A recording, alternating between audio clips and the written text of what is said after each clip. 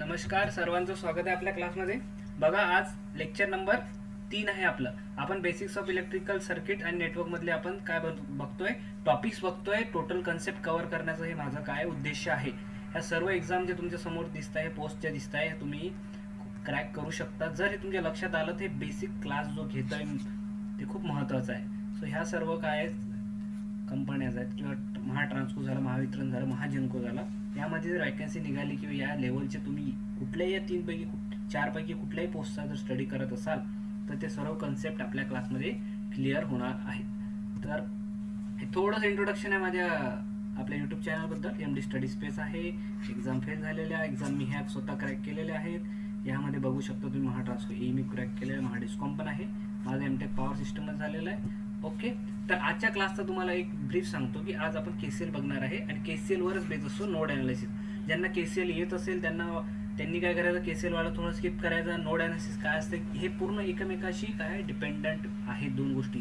त्यानुसार KVL जर तुम्हाला लक्षात आला तर तुम्हाला मेश आणि लूप ॲनालिसिस कशाला म्हणतात ते आज आपण शिकणार आहे. ओके, तर स्टार्ट करू. KCL पासून आपण स्टार्ट करणार आहे. ओके, चला बघा. KCL सर्वांना माहिती आहे, जास्त काही याच्या डिटेलमध्ये जात नाही कारण की बेसिक जे एक्झाममध्ये विचारते तेवढं सांगतो. KCL काय आहे तर किर्चॉफ्स करंट लॉ हे आम्हाला माहिती आहे. किर्चॉफ्सचं काय म्हणणं आहे, किर्चॉफ्सचं म्हणणं आहे जर एखादा नोड पॉईंट आहे हा, इथे या पॉईंटला जेवढ्या गोष्टी येणार, नोड जर इथं क्रिएट झाला आहे तर इथे जे इनपुट जे करंट आहे, जेवढे इनपुट करंट येत आहेत तेवढेच आउटगोईंग सुद्धा असणार आहेत.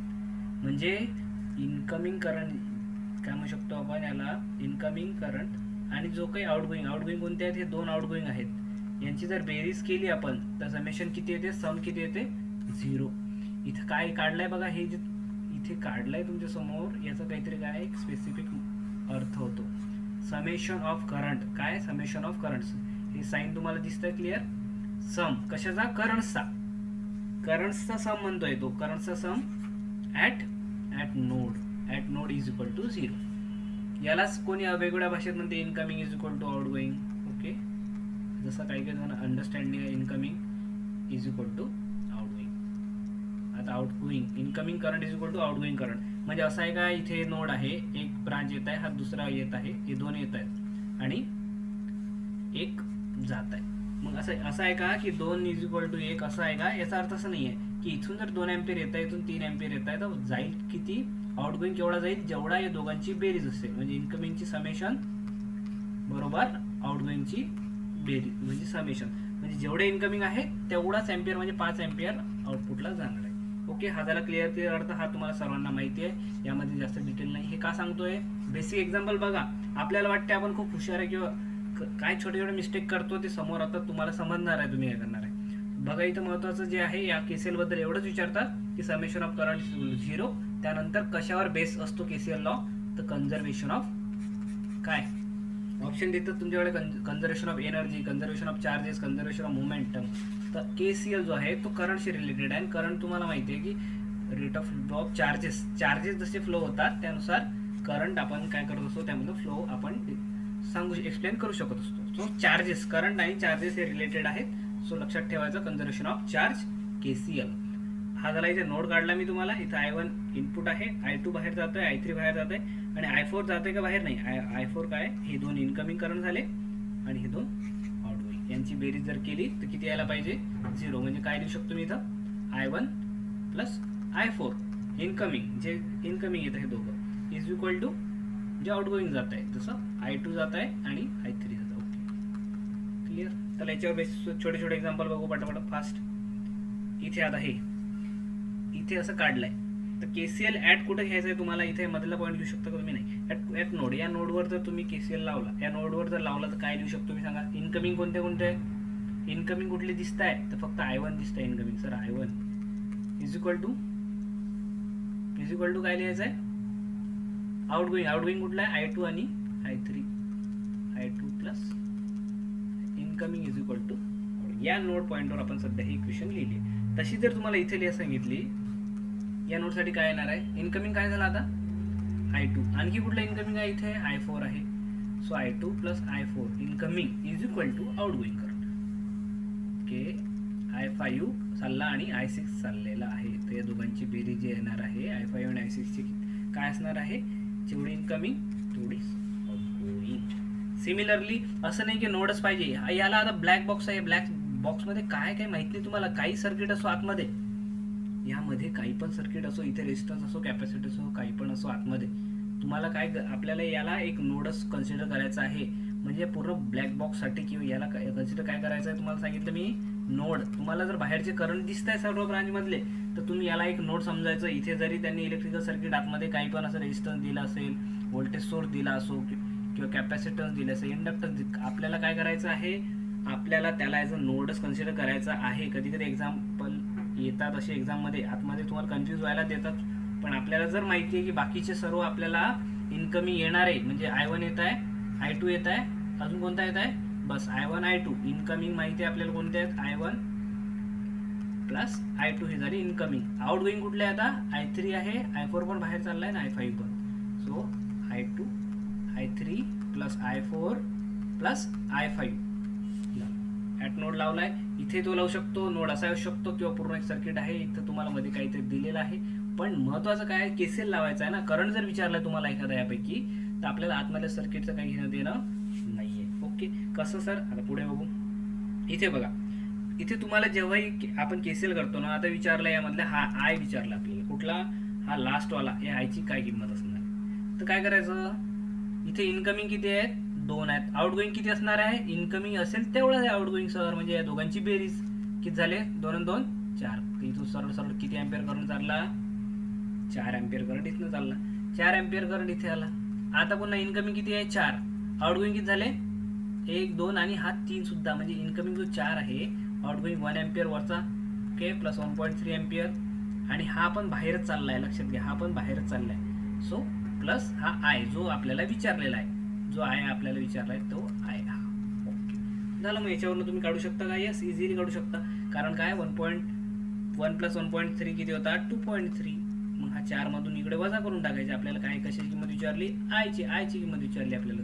सो 4 मायनस 2.3 किती येतं, किती येणार आहे, 2.3 1.7. 1.7 जर कशाचं आन्सर झालं, आयचं. सिंपल आहे, हे झालं बेसिक. आणखी बघा, थोडं बेसिक कडे समोर जाऊ. मी लेवल मेंटेन करणार आहे, असं नाही की 5 एक्झाम्पल घेणार आहे. ओके, अरे यामध्ये कुठलं विचारलं आपल्याला, I4 ची किंमत विचारली आहे. एकच सिंगल नोड आहे इथे, एक सिंगल नोड इथे आहे. आपल्याला काय काढायचं आहे, I4 इथे काढायचा आहे. तर काय सांगितलं, इनकमिंग बघा कुठले आहे पटकन. इनकमिंग हा 7 आहे सर, आणि I4 आहे. आणखी कुठला इनकमिंग आहे का इथे, हा 2 आहे. 7 2 आणि I4. So 7 plus 2 plus I4 is equal to काय येणार आहे, आउटगोईंग बाहेर कोण जात आहे, हा 8 जात आहे बाहेर, 4 जात आहे आणि 3 जात आहे, म्हणजे 8 अधिक 4 अधिक 3. ओके, सरळ सरळ टाका, किती, 7 आणि 2 9, 9 plus I4 is equal to किती, 8 4 12 आणि 3 15. I4 आपल्याला विचारलेला आहे. सो 15, हा 9 आहे, इकडे जाऊन काय होईल, वजा होईल याला. ओके, 15 मायनस 9 किती होतात, किती होईल, किती होतात,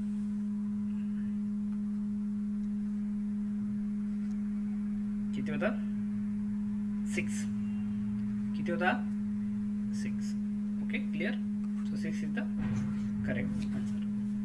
नेक्स्ट, इथे बघा, आता थोडा एक्सपांड करतोय मी याला पटापट तुम्हाला प्रॅक्टिससाठी, असं नाही की स्किप नका करू. तर लक्षात घ्या, आता इथे आपल्याला काय विचारल्या क्वेश्चन मध्ये, I5 विचारलेला आहे. I5 आपल्याला विचारलेला आहे. ओके, I5 विचारलेला आहे, इथे नाहीये तो. ओके, बघा, हा I4 आहे, इथे जात आहे तो समोर, आणि तुम्हाला विचारला I5. I4 पण दिलेलं नाहीये, I5 विचारलेला, म्हणजे तुम्हाला I4 पण नाहीये, I5 विचारलेला आहे. आपल्याला दोन्ही काढायचं, याचा अर्थ कसं काढायचं दोन्ही, सिंपल काय करायचं, एक नोड घ्यायचा, या नोडवर लावलं, या नोडवर आहे, पहिल्या नोडवर बघा इनकमिंग किती आहेत, हा 2 इनकमिंग येत आहे, 4 आहे आणि 5 आहे. इनकमिंग किती झाले, 4 आणि 2 6 आणि 5 11 झाला. या तिघांची बेरीज केली मी डायरेक्ट समोर बरोबरच काय येणार आहे, आउटगोईंग म्हणजे I4 आहे, म्हणजे I4 ची व्हॅल्यू डायरेक्ट इथं तुम्ही काय घेऊ शकता, 11. जशी इथं I4 ची व्हॅल्यू 11 आली आहे, आता पुन्हा incoming is equal to outgoing. Incoming कोणता आहे, 11 आहे, आउटगोईंग किती आहे, 1 2 3 आहे, हा पण आहे बघा, याला मिस नका करू, नाही तर कनेक्टेड आहे, इथं दिलेलं नाही, तर तुम्ही काय करणार, डायरेक्ट I5 आणि 2 अँपिअरच घेणार, असं नाही. पण ही पण ब्रांच आहे ना, तर इथे आपल्याला ह्या ब्रांचमधला माहीत करण्यासाठी आपल्याला इथे समजतं की इथे डिवाइड होत आहे, 4 आणि 3 7, म्हणजे 7 अँपिअर हा झाला. आता या नोडवर लावायचं आपण सिम्पल. येस, या नोडवरती इनकमिंग किती आहे? इनकमिंग 11 आहे. I4 आला. आउटगोईंग कोणते कोणते आहेत? I5 7 आणि 2. I5 झाला 7 आणि 7 + 2 किती होतं दोघांची बेरीज? 9 इथं लिहितो मी डायरेक्ट. ओके, 11 मधून 9 गेले किती उरले? 2 एम्पियर. कशाची व्हॅल्यू झाली? I5 ची व्हॅल्यू झाली 2 एम्पियर. सो आन्सर काय झालं तुमचं? 2. ओके देन चला समोर. आता काय आलं यामध्ये? इथे काय रेजिस्टन्स कॅपॅसिटन्स वगैरे काय होतं का नाही? सिम्पल KCL तुम्हाला समजला, करंट डिवाइड होतो. पण करंट डिवाइड होतो इथे नॉर्मल तुम्हाला करंट डिव्हिजन आपल्याला समजलं. इथं करंट इकडून जाणार आहे, काही I1 जाईल, इकडून I2 जाईल. पण जर इथे रेजिस्टन्स असले तर मग हा करंट कसा डिवाइड होतो? करंट डिवाइड होईल की नाही होईल? करंट डिवाइड होणार की नाही होणार? करंट डिवाइड होतो. पण मग कसा होईल तो? करंट डिव्हिजन रूल लक्षात घ्या. जर एखादा करंट आला आणि तो आपल्याला विचारलं त्यांनी की हा I1 ची व्हॅल्यू किती, मग I1 किती राहणार किंवा I2 किती राहणार, तर हे तुम्हाला सांगता आलं पाहिजे. हे एक्झाममध्ये विचारतं, सिम्पल क्वेश्चन आहे. सो आपल्याला जर I1 काढायचा आहे म्हणजे R1 मधला करंट काढायचा आहे. कशाला? I1. सो लक्षात घ्या, करंट डिव्हिजन रूल हा टॉपिक आहे. I1 म्हणजे R1 मधला current. I1 is equal to काय येणार आहे? लक्षात ठेवायचं नेहमी की करंट डिव्हिजन रूल जर करतोय, I1 मधला जर R1 मधला करंट पाहिजे आपल्याला, तर त्याच्या अपोजिट वाला घ्यायचा. अपोजिट वाला रेजिस्टन्स वरती घ्यायचा. लक्षात घ्या, काय घ्यायचा? अपोजिट. आणि खाली काय करायचं? अपोजिट रेजिस्टन्स अपॉन खाली दोघांची बेरीज, अपोजिट अपॉन सम, इंटू काय पूर्ण झालं काय? नाही, इंटू टोटल. जो करंट आलेला आहे तो. सिम्पल करंट डिव्हिजनचा रूल आहे की ज्यामधला विचारलाय त्याच्या अपोजिटचा घ्यायचा रेजिस्टन्स अपॉन त्या रेजिस्टन्सची सम. कसं सर?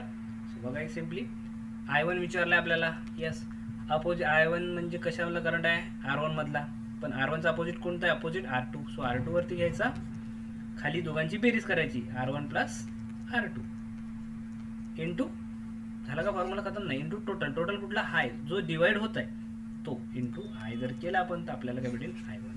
सिमिलरली I2 तुम्ही सांगा लवकर पटकन. सो I2 काढायचं सर आपल्याला. I2 is equal to, I2 म्हणजे R2चे अपोजिट कुठला आहे? R1 आहे. सो R1 वरती घ्यायचा सर अपोजिट आणि खाली दोघांची बेरीज करायची, R1 + R2 इंटू, झाला का फॉर्म्युला? संपला? नाही सर, ज्याला डिवाइड करायचं करंट तो मल्टिप्लाय करायचा राहिला, झालं. याच्यावरती काय करू आपण आता? बेसिक प्रॉब्लेम घेऊ. नेक्स्ट चला लवकर सांगा मला आता तुम्ही. I2 या 2 ओहम मधला जो करंट आहे याला आपण I1 देऊ आणि 5 ओहम मधला याला नाव देऊ I2. ओके, तर आता तुम्ही मला I1 I2 ची किंमत सांगा लवकर. I1 is equal to question mark आणि I2 is equal to question mark. चला लवकर लगेच ट्राय करा तुम्ही. व्हिडिओ पॉज करा, तोपर्यंत मी काढतो व्हॅल्यूज, कारण की व्हिडिओ खूप लेंदी होणार आहे आपला. सो I1 विचारला सर तुम्ही, 2 मधला विचारला, तर आम्ही काय करणार आहे सर? 2 मधला घेणार नाहीये आम्ही. 2च्या अपोजिट जो आहे तो 5 त्याला वरती घ्यायचा. ओके, 5 वरती घेतला आणि काय केलं? खाली दोघांची बेरीज, 2 + 5. झालं का आन्सर? नाही, इंटू सर टोटल करंट जो आहे 10 एम्पियर जो इथं आलेला आहे.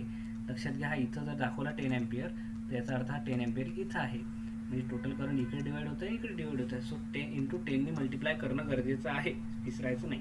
सो काय होणार आहे सर? 5 खाली किती आले? 7. 5/7 इंटू 10. हे झालं सर I1. ओके, तसं I2 काय येणार आहे? I2चे अपोजिट म्हणजेच कुठला आहे? 2 ओहम आहे, तो अपोजिटवाला वरती घ्यायचा आणि खाली बेरीज करायची, 2 + 5 जे काही समेशन आहे इंटू टोटल करंट तोच असतो जो डिवाइड होतो दोघांमध्ये. Sir 2/7 into 10. हा काय कशी व्हॅल्यू झाली? I2ची आणि I1 ची व्हॅल्यू झाली ही. हा लक्षात, सिम्पल आहे. कारण काय गरजेचं आहे? करंट डिव्हिजन रूल शिकणं हे तुम्हाला समोर समजेल. सिम्पल आहे, आपल्या एक्झाममध्ये ते जास्त हार्ड विचारत नाही. आता कसं करणार? आता कसं करणार सर? तुम्ही तर सांगितलं होतं आम्हाला की जर 2 जण असले तर समजा एवढं सर तुम्ही सांगितलं आम्हाला, पण तुम्ही आम्हाला हे नाही सांगितलं. आता 3 आहेत तर काय करायचं? आता 3 आहेत तर काय करायचं सर? 2 मध्ये तुम्ही सांगितलं 3. एक्झाममध्ये जर विचारलं तुम्हाला 3 जण आहेत. आता तुम्हाला I1 I2 I3 काढायचं आहे. I1 I2 I3 काढायचं आहे. तुम्हाला जे व्हॅल्यू स्पेसिफाईड जे केलेलं आहे, इथं 4 ओहम दिलेला आहे तुम्हाला, इथे 5 ओहम दिलेला आहे, इथे 1 ओहम दिलेला आहे. ओके, आता 3मध्ये डिवाइड होते तर करंट डिव्हिजन करायचं तर कसं करायचं सांगा मला. ट्राय करा लवकर, ज्यांना जमते त्यांनी ट्राय करा, लगेच सांगा, कारण हे महत्त्वाचं आहे.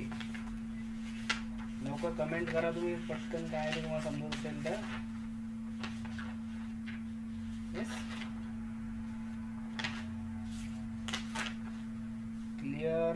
काय करणार आहे, पॅरलल कॉम्बिनेशन काढणार का पहिले पॅरलल कॉम्बिनेशन काढणार.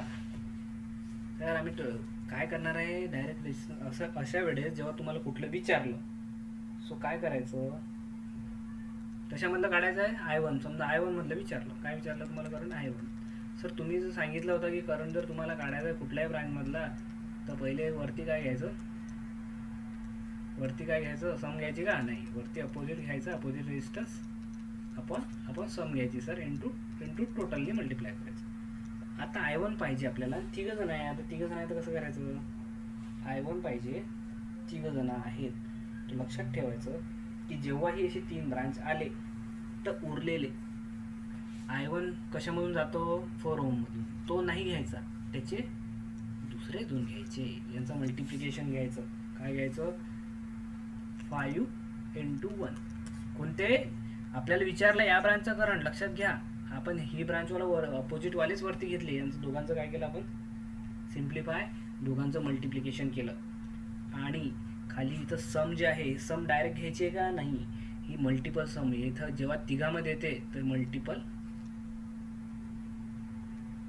सम ऑफ मल्टिपल करायची, सम साधी नाही करायची, सम ऑफ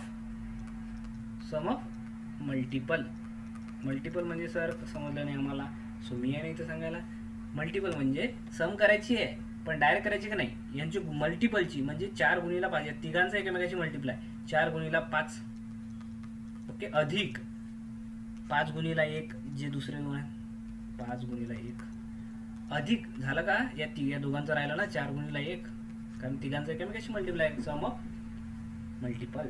ओके, सो 4 गुणीला 1 किती येते, इंटू झालं कायचा आन्सर नाही, टोटलनी मल्टिप्लाय करायचंच आहे. अपोजिट अपॉन सम सांगितलंय मी, फक्त इथं काय चेंज आलाय, सम of multiple.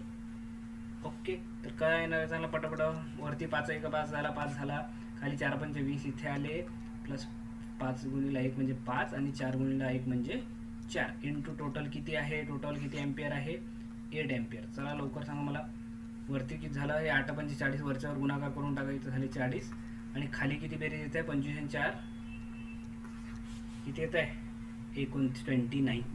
Okay, clear. Okay sir, हे तर आम्हाला समजलं. आता तुम्हाला दुसरं विचारलं, चला पटकन लवकर, आता विचारलं तुम्हाला I2 काढायचं आहे.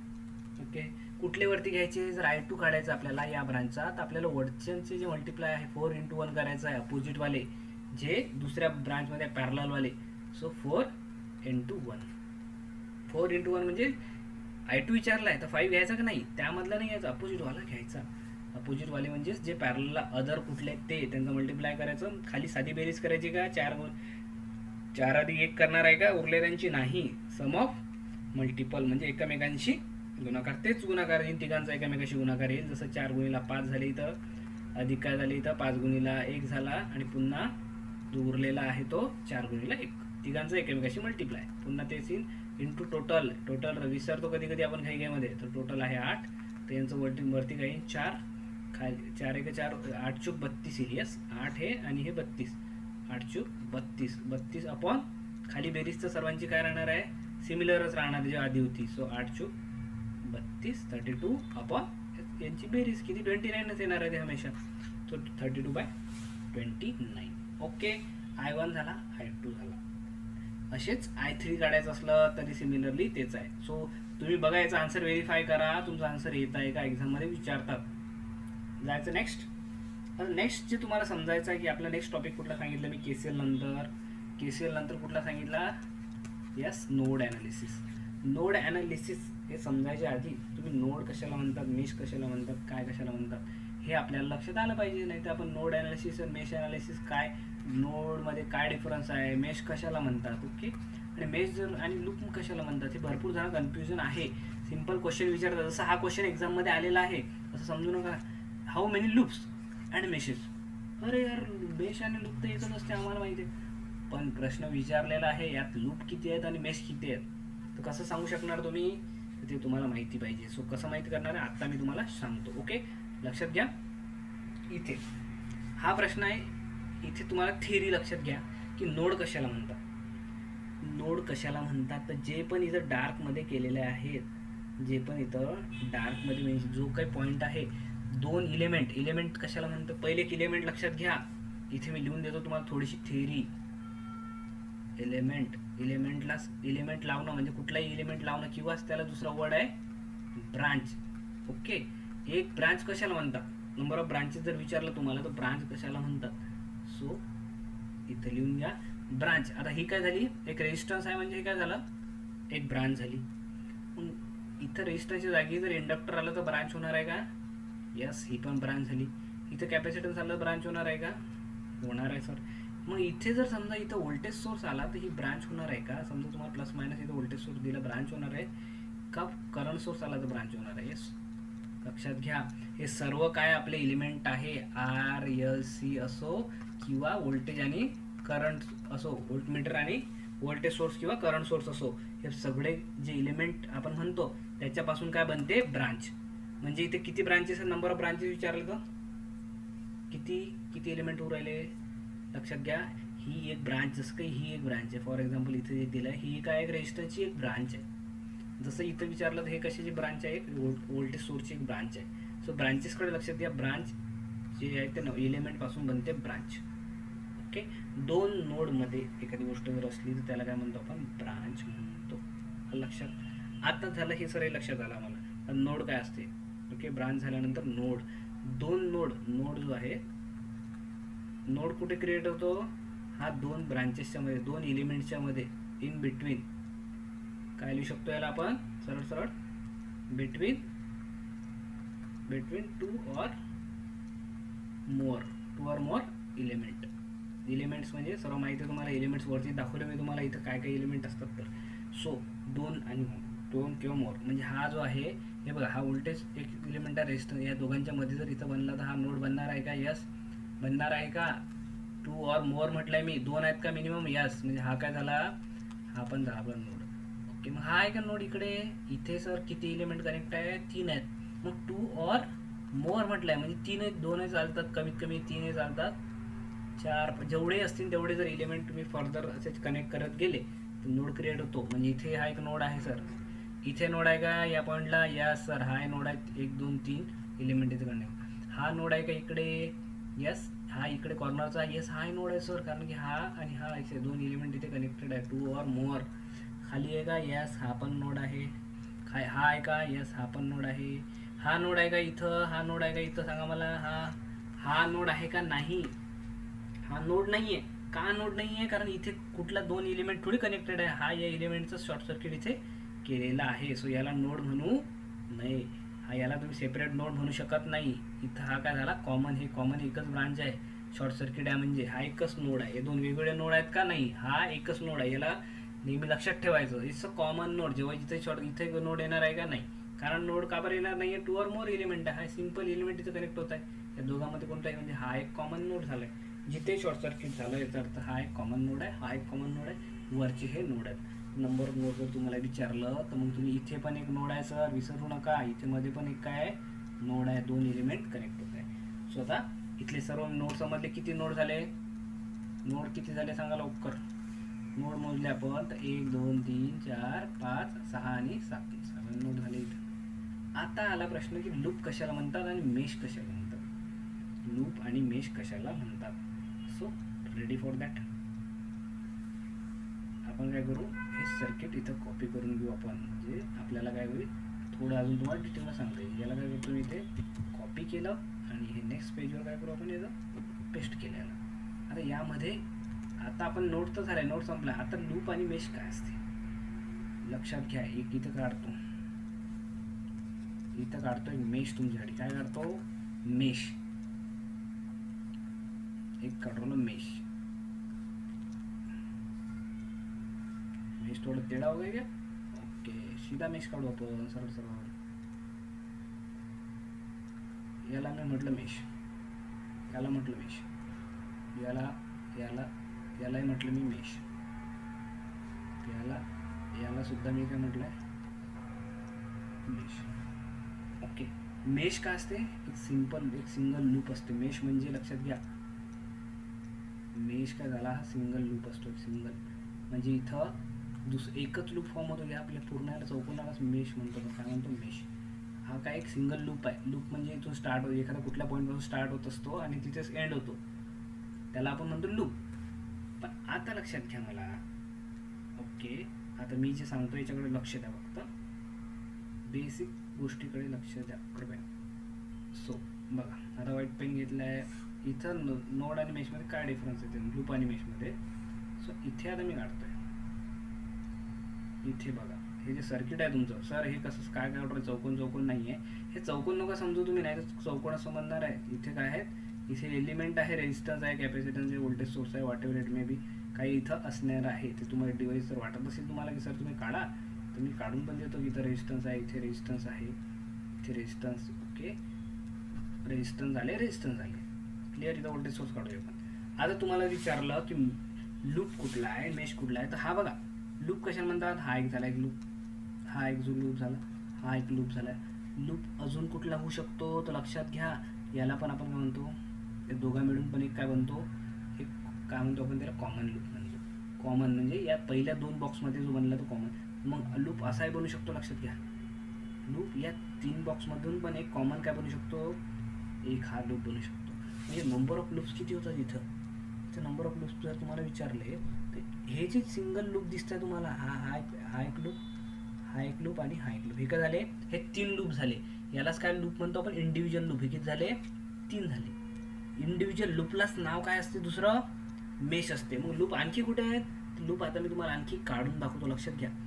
आता हा इथून मी स्टार्ट केला आणि या दोघांचा कॉमन घेतला, म्हणजे हा काय झाला, एक आणखी लूप झाला. म्हणजे हा जर हा L1 झाला छोटा, हा L2 झाला छोटा, L3 झाला, हे तर सिंगल झाले, L1 L2 आणि L3 हे काय झाले, हे इंडिव्हिज्युअल लूप झाले सिंगल या चौकोनमध्ये. पण हा कॉमन लूप झाला, आपण काय म्हणतो कॉमन लूप, त्याचा L4 जो आहे झाला आहे तो काय झाला आहे, कॉमन झाला आहे, L4 कॉमन, याला म्हणतो कॉमन, ओके, कॉमन. किती लूप झाले, 1 2 3 आणि 4. आणखी लूप बनू शकतो का, लवकर सांगा मला. यस, बनू शकतो सर. इथूनच सुरुवात केली मी आणि हा 1 2 3 आणि हा पण तिसरा पण घेतला, त्यामध्ये 3 ब्लॉक, तर हा पण एक लूप बनतो सर. कारण हा इथे फिनिश होतो, असं नाही की मी लूप इथं बनवतो म्हणजे अर्धवट काढतो, असं नाही आहे. लूप म्हणजे कम्प्लीटच असतो, सो गोलच असतो तो, ओके. सो बघा इथे काय झाला, हा झाला आपला 5वा. आणखी सांगा कशामध्ये बनू शकतो लूप, बनू शकतो का, हा एक बनवला, हा एक कॉमन बनवला, आणखी एक बनवू शकतो. नजर बघा तुमची, लक्षात ठेवा इथे की हा या दोघांमध्ये राहिला सर एक, या दोघांमध्ये तर नाही बनवलं सर तुम्ही, तर या दोघांमध्ये सुद्धा एक लूप बनतो. याला काय नाव देऊ शकतो मग तुम्ही, L6. मग आता मेश किती, लूप किती, तर लक्षात घ्या, मेश जे आहेत ते इंडिव्हिज्युअल लूप असतात, ते सेपरेट छोटे छोटे ब्लॉक झाले, त्याला म्हणतो आपण मेश. आणि जेव्हा असं पूर्ण लूप विचारले तर तुम्हाला प्रत्येक पॉसिबल लूप तयार करावं लागते, त्यात कॉमन लूप येतात. म्हणजे लूप जर विचारले तर किती सांगणार आहे, किती सांगणार आहे, 6 लूप्स तुम्ही सांगू शकता. आणि जर तुम्हाला विचारलं मेश तर तुम्हाला ते सांगता आलं पाहिजे, नोड विचारलं ते सांगू शकले पाहिजे. आलं का लक्षात आलं असेल, नसेल आलं तर एक क्वेश्चन, हा क्वेश्चन आहे तुमच्यासमोर, ओके. आता एक क्वेश्चनमध्ये सांगा, कारण नंबर ऑफ मेश आणि लूप ते लक्षात आल्याशिवाय क्वेश्चनच्या व्हॅल्यूकडे जाऊ नका, फक्त लूप्स किती आहेत आणि मेश किती, चला सांगा मला. पहिले काय मोजायचे, लूप्स मोजायचे का मेश मोजायचे, तर पहिले लूप्सच घ्यायचे. लूप्स लक्षात घ्या. पहिला लूप सर आम्हाला दिसतंय सर, हे इथंच काढलं तुमच्यासाठी, हा पहिला दिसला तुम्हाला इंडिव्हिज्युअल, यस क्लिअर. हा दुसरा, हे काय झाले, इंडिव्हिज्युअल लूप झाले, L1 L2 झाले सर.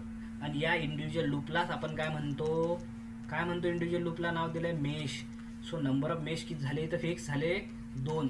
कारण आता जे काही लूप बनणार आहेत हे इंडिव्हिज्युअल असणार आहेत का सेपरेट असणार आहेत का, नाही, सो कॉमन असणार आहे. तो सो हा जो बनवून राहिला आता हे 3rd लूप, याला काय नाव दिसन तुम्ही, L3. म्हणजे लूप्स जे विचारले तुम्हाला, तर लूप्स किती आहेत total, loop sir total loop आहे सर L1 L2 आणि L3.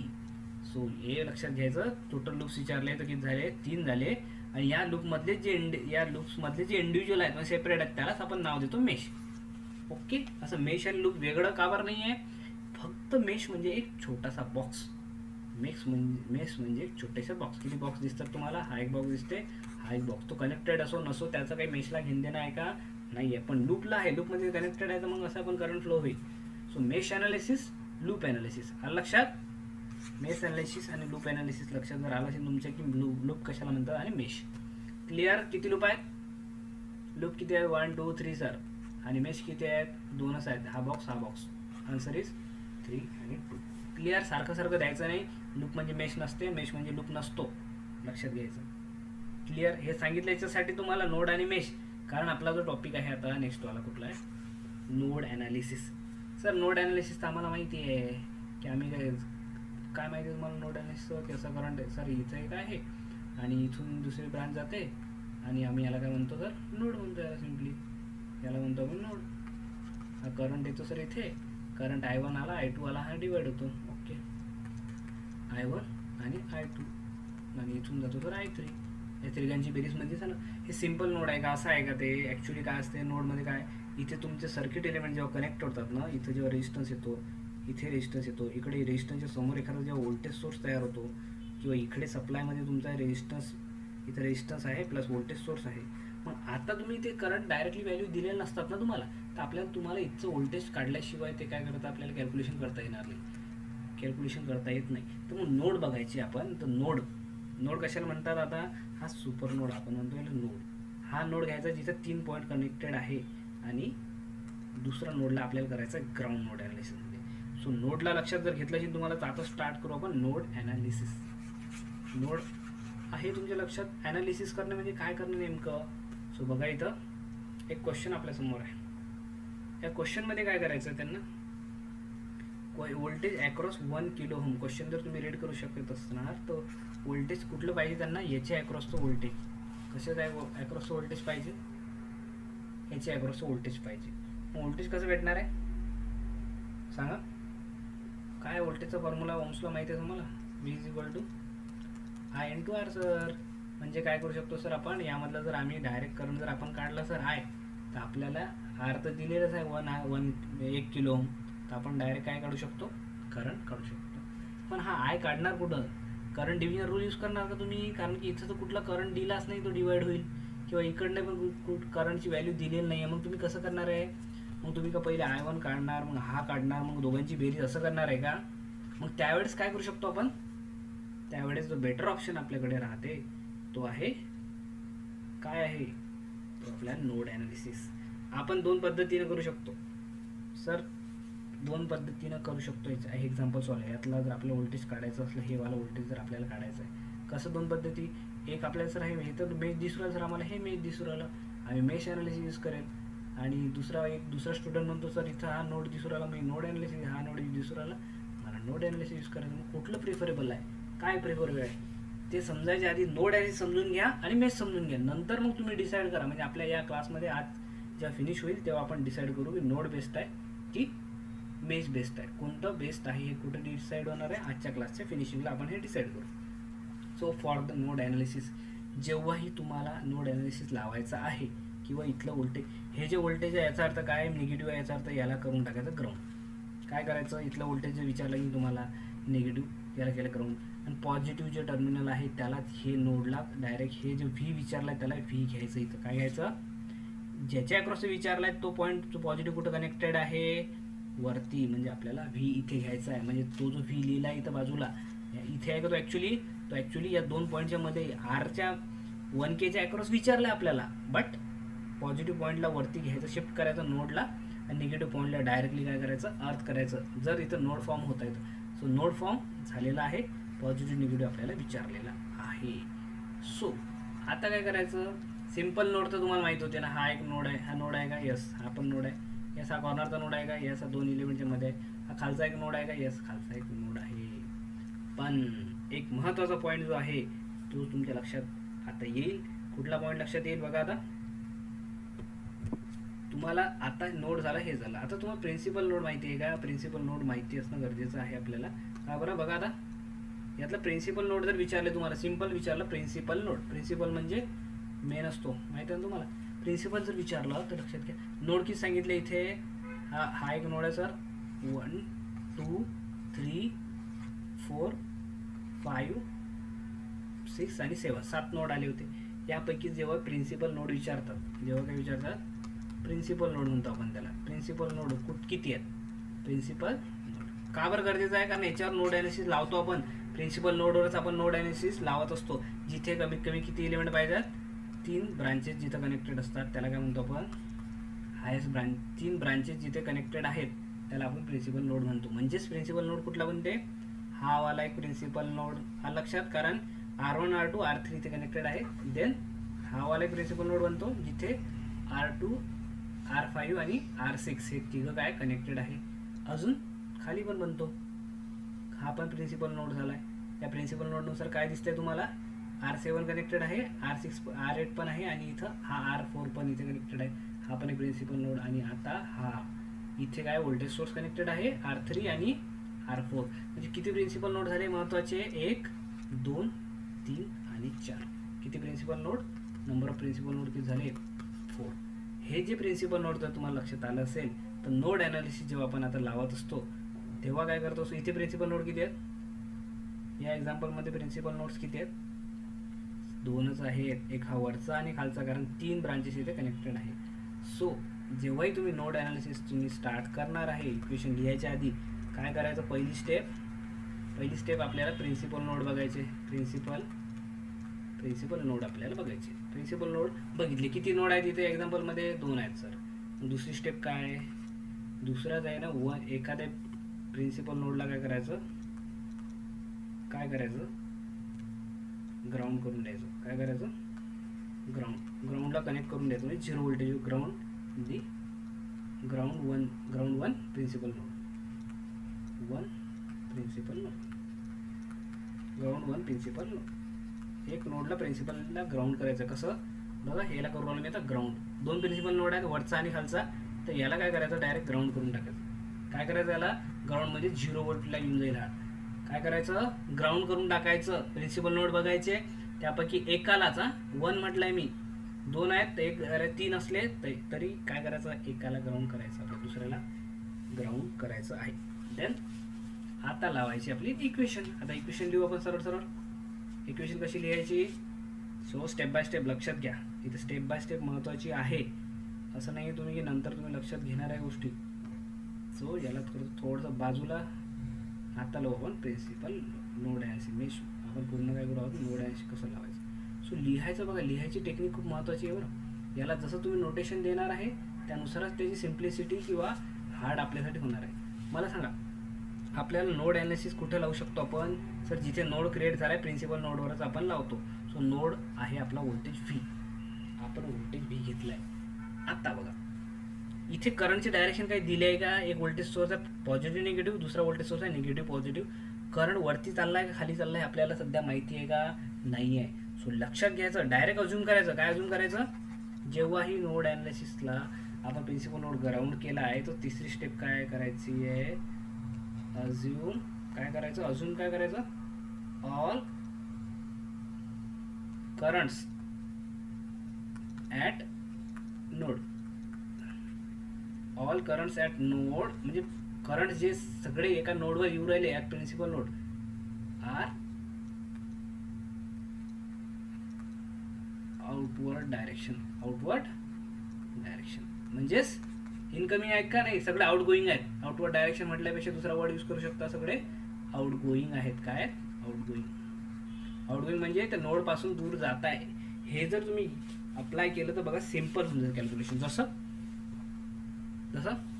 हा नोड आहे, आउट गोईंग म्हणजे माझं म्हणणं इकडे चाललाय करंट, एक करंट इकडे चालला नाही, तिघही दूर चालले. एक इनकमिंग इथे कुठला नाही आहे, सगळ्यांना काय कन्सिडर करायचं आहे नेहमी, आउट गोईंग.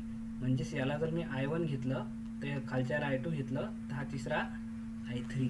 लिहायचं कसं बघा, केसीएल तर माहिती आहे तुम्हाला की तिघांची बेरीज. Outgoing is equal to incoming नाही आहे पण आउट गोईंग तर आहेच ना. इनकमिंग आहे का इथे नाही, इनकमिंगला करून टाका 0. आउट गोईंग तर माहिती आहे ना 3 आहेत, इनकमिंग किती झाले 0 झाले. सो याला आपण सरळ लिहिलं. आता तुम्हाला ओम्स लॉ तर माहितीच आहे, I इज इक्वल टू काय असते ओम्स लॉनुसार V/R. I is equal to V/R. मग I1 इज इक्वल टू काय येईल, इथे I1 इज इक्वल टू काय येईल. सो लक्षात घ्या, हा जो V असतो हा सिंपल V नसून काय असतो, डिफरन्स असतो. Voltage difference upon the resistance. सरळ लक्षात ठेवणे. मेश ॲनालिसिस जर तुम्हाला शिकायचं आहे तर व्होल्टेज डिफरन्स अपॉन रेजिस्टन्स. हे सरळ एकदम बेसिक डेफिनेशन आहे की voltage difference upon resistance.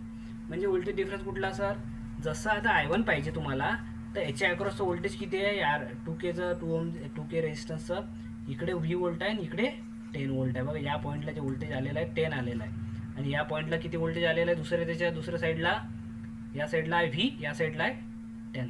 So लक्षात घ्यायचं, करंट नेहमी हायर पोटेन्शियल आउटवर्ड आहे म्हणजे V मायनस करावं लागेल. V महत्त्वाचा आपला जो आपला नोड व्होल्टेज आहे, V मायनस किती घ्यावं लागेल 10, V minus 10 voltage difference upon resistance किती येत आहे त्या पाथमध्ये 2K म्हणजेच 2 किलो ओहम. Okay clear. दुसरं काय लिहिणार आहे आपण, I2 लिहायचं आपल्याला. आता I2 लिहायचं आहे. बघा तुम्ही सांगा मला, आता I2 कुठं फ्लो होत आहे, खाली फ्लो होत आहे. व्होल्टेज डिफरन्स सांगितलं आहे मी, वरचं व्होल्टेज V आहे, खालचं व्होल्टेज 0 आहे ना, तर V मायनस 0 लिहू शकता तुम्ही, किंवा 0 लिहिण्यामध्ये काही अर्थ असतो का नाही, तर V मायनस 0 लिहायचं, फक्त V लिहायचं. V मायनस 0 आहे तर तुम्हाला समजतेच, अपॉन काय रेजिस्टन्स 1K किलो ओम आहे म्हणून युनिट लिहितो मी K, कारण मग त्यानुसारच आपल्या व्हॅल्यू चेंज होत असतात. I3ची व्हॅल्यू चला लवकर, I3 सांगा. I3 is equal to sir V, कारण व्होल्टेज डिफरन्स आहे सर V मायनस आता याची डायरेक्शन उलटी आहे, हा अपोज नाही करत आहे, इथं -2 येत आहे, इथं काय येत आहे, इथं -2 येत आहे, इथं 2 नाही येत आहे, इथं मायनस साईन आहे ना, ते इथं येणार आहे. सो -2 येत आहे, तर V minus of -2 upon resistance किती आहे, रेजिस्टन्स त्या ब्रांचमधलं 2K इज इक्वल टू 0. हे तिघांची बेरीज काय येणार आहे 0 upon 2K is equal to 2K. अशी इक्वेशन लिहिली. आता बघा किती सिंपल झालं आहे. सिंपल कसं झालं, एकच इक्वेशन लिहिली आपण. एका इक्वेशनमध्ये आता व्हीची व्हॅल्यू काढू शकता का तुम्ही, कसं काढायची. सो बघा हे 2K किलो ओममध्ये आहे, तर किलो ओम आहे. आपल्याला माहिती आहे की याचा जर बेस सेम केला आपण, तर आपण काय करू शकतो, सिम्प्लिफाय करू शकतो, कारण आपल्याला व्होल्टेजची व्हॅल्यू काढायची आहे. तर इथं 2K आहे, इथे 2K आहे, पण याला 2K करायसाठी 2 नी गुणावं लागेल, म्हणून याला 2 आणि वरती पण 2 नी गुणावं लागेल, तर इथं 2V झालेला आहे. सिम्पली आता काय झाला, बेस तिघांचा सेम झाला 2K, म्हणून आपल्याला सेपरेट लिहायचं आहे का नाही, आपल्याला काय करावं लागेल ना, एकाच ठिकाणी लिहावं लागेल, कारण कॉमन बेस झाला डिनोमिनेटर झाला 2K. येस, म्हणजे 2Kला इथे लिहून अर्थ आहे का नाही, इकडल्या साईडला 0 आहे, तर हा इकडे जेव्हा मल्टिप्लायला होईल तो इकडे 0 होऊन जाईल, म्हणजे 2K लिहिण्यात काही अर्थ आहे का नाही. कारण काय होते, 2K या साईडला गेला, 0ला मल्टिप्लाय झाला तर तो कट होऊन जातो, 0 इंटू 2 काही पण केलं तर 0च होतो. मग इक्वेशन काय बनली बघा आता, V minus 10 plus 2V plus 10V minus 2 म्हणजे प्लस 2 इज इक्वल टू 0. आपल्याला व्हीची व्हॅल्यू काढायची आहे. व्ही किती ठिकाणी आहे, व्ही इथे आहे, इथे तिघांची बेरीज किती होते, V plus 2V plus V म्हणजे किती झाले 4V इज इक्वल टू आता -10 प्लस 2. बघा आता व्हीचा आपण सेपरेट टर्म घेतली आणि -10 प्लस 2 उरले, म्हणजे -10 अधिक 2 किती येतात -8 इज इक्वल टू 0. मग तुम्हाला 4V इज इक्वल टू 8 आणि V इज इक्वल टू 2. काय भेटलं तुमचा answer, V is equal to तुम्हाला मिळाला आहे 2. V इज इक्वल टू काय मिळालं आहे 2 व्होल्ट. तर तुमचा आन्सर काय झाला यामध्ये, yes V is equal to 2. सर्वात महत्त्वाचा जर कुठला टॉपिक असेल नेटवर्कमधला तर नोड ॲनालिसिस आहे.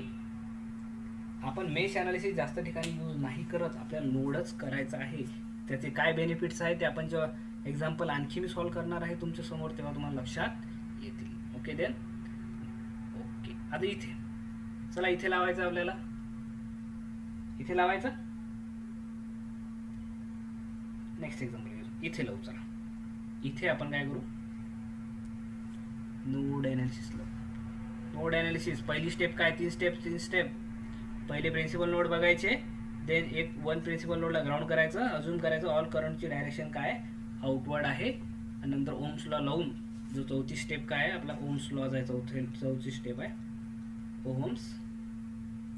ओम्स लॉ नुसार काय I इज इक्वल टू त्या ब्रँचमधला, कारण नोड करंटशी रिलेटेड आहे, काय येणार आहे voltage upon resistance. Simple voltage आहे का नाही, व्होल्टेज डिफरन्स अपॉन रेजिस्टन्स हे लावलं की झालं आपला इक्वेशन आपण फॉर्म करू शकतो. So okay. आता इथे लावू. चला किती प्रिन्सिपल नोड आहेत, 2 आहेत सर. 3 पॉईंट करण्यासाठी हे 2 नोड आहेत. मग पहिली स्टेप झाली की प्रिन्सिपल नोड बघितले, दुसरी स्टेप आहे की एखाद्या प्रिन्सिपल नोडला ग्राउंड करायचं, ग्राउंड केलं म्हणजे 0 व्होल्टला गेलेला आहे. आपल्याला इथलं व्होल्टेज काढायचं आहे, म्हणजे आपल्याला दुसऱ्या पॉईंटचं व्होल्टेज इथलं व्ही आपल्याला काढायचं आहे. ओके, व्ही काढायचं आहे. इथपर्यंत आली, दुसरी स्टेप झाली. तिसऱ्या स्टेपमध्ये काय सांगितलं, सर्व करंटची डायरेक्शन काय करायची, अजून करायची आउटवर्ड. म्हणजे याला नाव तुमच्या समजण्यासाठी देत आहे मी I1 I2 I3, नाही तर आपण जेव्हा तुम्ही फास्ट कॅल्क्युलेशन करणार तेव्हा हे द्यायची पण गरज पडणार नाही. ओके, सो आपल्याला माहिती आहे as a sir out going सगळे आहेत, तर सगळ्यांची जी बेरीज आहे सर I1 I2 I3 यांची 0 होणार आहे, कारण इन्कमिंग इथं नाहीच आहे सर. सो इन्कमिंग नाही आहे म्हणून तिथं काय लिहू शकतो आपण, 0 लिहू शकतो. सो तिघांची बेरीज. आता ओम्स लॉ आलाच. ओम्स लॉ काय सांगितलं, I1 काय लिहिणार आहे तुम्ही किंवा I2 काय लिहिणार आहे, चला पटापट बघा. I1 is equal to simply I1 काय दिसत आहे, इकडे जात आहे. कुठून जात आहे, व्ही पासून. तर पण इकडे कुठलं व्होल्टेज येत आहे या पॉईंटला, या दोनच्या +36 येत आहे का मायनस +36 येत आहे. मग इथे काय घेणार आहे तुम्ही, व्होल्टेज डिफरन्स काय झाला तुमचं, व्ही तर हा नोड व्होल्टेज आपण काढूच राहिलो तो तर वरतीच घ्यायचा, कारण त्याच्यापासून करंट नेहमी higher potential to lower potential flow होत असते, त्याला हायर पोटेन्शियलच कन्सिडर करायचं असते आपल्याला. So V minus 36 upon resistance जो युराला I1च्या अंडर 2. तसं I2 म्हणजे खालची ब्रांच आहे, व्होल्टेज डिफरन्स काय येणार आहे, व्ही मायनस दुसऱ्या एंडला 0 व्होल्ट आहे. सो व्ही मायनस 0 लिहिण्यापेक्षा डायरेक्ट व्ही लिहिला आपण, -0 ला काही अर्थ नाही. आणि डिवायडेड बाय कशाला येणार आहे, I इक्वल टू काय असतो, V difference by R. R किती आहे, 8 आहे. सो I2 ची व्हॅल्यू काय झाली, हे I3 सिम्पली इथे I3 इकडे चाललेला आहे, तो इथं हे बघा हे दोन सिरीजमध्ये आहे, तर सिरीजमध्ये या दोघांची काय होईल, सिम्पल ॲडिशन तुम्हाला माहीत आहे. हे झालं 8 ओम येतं घ्यायचं, कारण याच ब्रांचमध्ये करंट सिरीजमध्ये सेम असते म्हणून याला 4 असं वेगळं सेपरेट आहे का, नाही.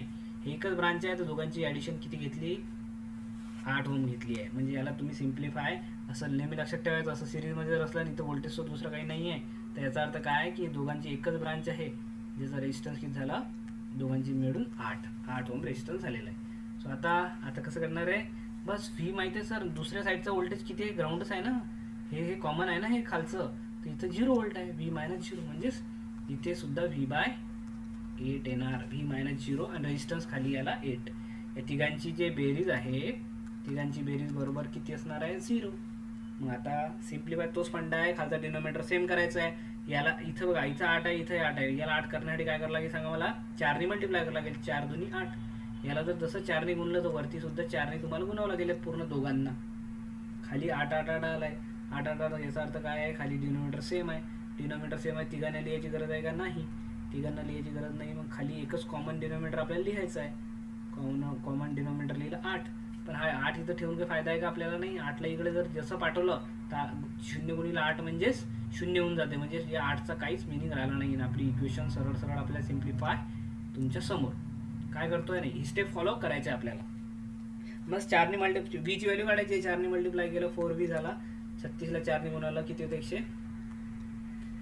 ओके, प्लस व्ही प्लस हा V.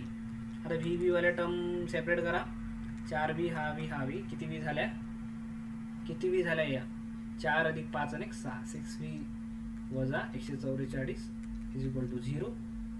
Okay, V is equal to किती येणार आहे, व्ही इज इक्वल टू 144 भागिले 6 झाली. व्होल्टेजची व्हॅल्यू तुम्हाला काय विचारलं, करंट थ्रू 8 ओम रेजिस्टन्स, बस 144. आणि यातला करंट किती आहे, तोच आहे सर. इथला एक व्होल्टेज जे असेल सर, आपण खालचा व्होल्टेज तर 0च आहे sir ground. So current is equal to काय येणार आहे sir, voltage upon resistance. Voltage किती आहे, 144/6 आहे, जे आपण सध्या काढलं तिची व्हॅल्यू 144/6 अपॉन रेजिस्टन्स किती येणार आहे, 8 ओम. हे टाका, तुम्हाला आन्सर भेटून जाईल. ओके, स्टेप लक्षात घेणे. सर्वात जास्त यूज केलेली जी कुठली गोष्ट असेल किंवा कुठली गोष्ट आपल्याला लागते आपल्या एक्झाम पॉईंट ऑफ व्ह्यूमध्ये, तर नोड ॲनालिसिस हे तुमचं खूप महत्त्वाचं आहे. हे सर्वजण काही जण डायरेक्शन आतमध्ये घेतात, काही बाहेर घेतात, तर मी सांगतो तुम्हाला फक्त ऑलवेज बाहेर डायरेक्शन अजून करायची, डायरेक्शन ऑलवेज अजून इन आउटगोईंग डायरेक्शन. ओके, इथे लावता का, इथे विचारलं तुम्हाला इथलं काय नोड आहे, इथलं काय आहे, इथलं व्होल्टेज विचारलं तुम्हाला, व्होल्टेज विचारलं किती येणार आहे, इथे नोड आहे असे लावणार आहे का तुम्ही, नाही. इथं जेव्हाही तुम्हाला नोड विचारला तर काय करतो, प्रिन्सिपल नोड किती आहे, 1 आणि 2 आहे. एकाला जसं तुम्ही 0 व्होल्ट केलं, तर हे व्होल्ट 100 व्होल्ट पॉझिटिव्हवाला इथं दिसेल डायरेक्ट 100 व्होल्ट. काय सांगणार तुम्ही, काय सांगणार आहे, व्होल्टेज किती झालं तिथलं 100 वोल्ट. इथं काढायची गरज आहे का? इथं सरळ सरळ तो कनेक्टच दिसत आहे तुम्हाला. आता प्रश्न काय विचारला बघा, प्रश्न विचारला आहे की करंट थ्रू, क्वेश्चनकडे जर लक्ष गेलं तुमचं, what will be current to 50 ohm, म्हणजे यामधला जो करंट आहे I is equal to question mark. आता कसं काढणार? करंट डिव्हिजन रूल लावणार आहे का इथं? इथं करंट नाही, इथं व्होल्टेज आहे. मग आता आय कसं काढणार तुम्ही? यामधला करंट काढणार तर काढणार कसं? ओके, तर एक कन्सेप्ट काय आपला सिंपल, कसं करायचं? व्होल्टेज नेहमी पॅरलल मध्ये सेम असते. हे तिघं एकामेकाला पॅरलल दिसत आहे तुम्हाला बघा, वरचा पॉईंट पण कॉमन आहे तिघांचा आणि खालचा सुद्धा कॉमन आहे. याचा अर्थ काय की जे वोल्ट 100 वोल्ट इथे आहे तेच 100 वोल्ट याच्या अक्रॉस अपेअर होणार आहे आणि तेच 100 जे वोल्ट आहे ते याच्या अक्रॉस अपेअर होणार आहे. आणि मग काय विचारलं आता सिंपल तर विचारलं की यामधला करंट किती आहे. I is equal to V by R हे सांगायची गरज नाही सर आम्हाला. I is equal to V by R आहे. आय व्होल्टेज दिलं आहे सर इथं 100 आहे आणि आर आहे 50. So current to 50 ohm resistance किती आहे सर? 50 100 भागीला 2 म्हणजे 100 भागीला 50 म्हणजे 2. एवढं सिंपल आहे.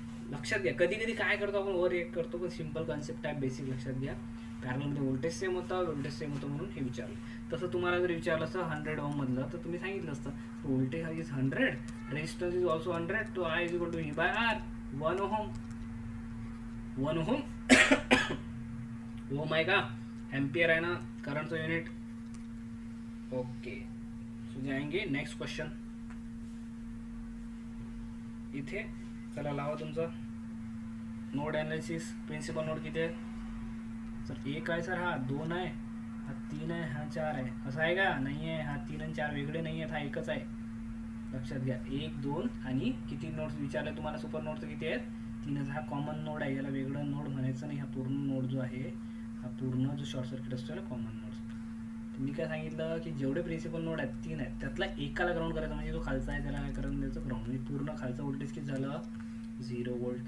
आता तुम्हाला काढायचं नोड व्होल्टेज, म्हणजे इथलं वरचं एक इथे V1 आहे, इथे व्होल्टेज V2 आहे.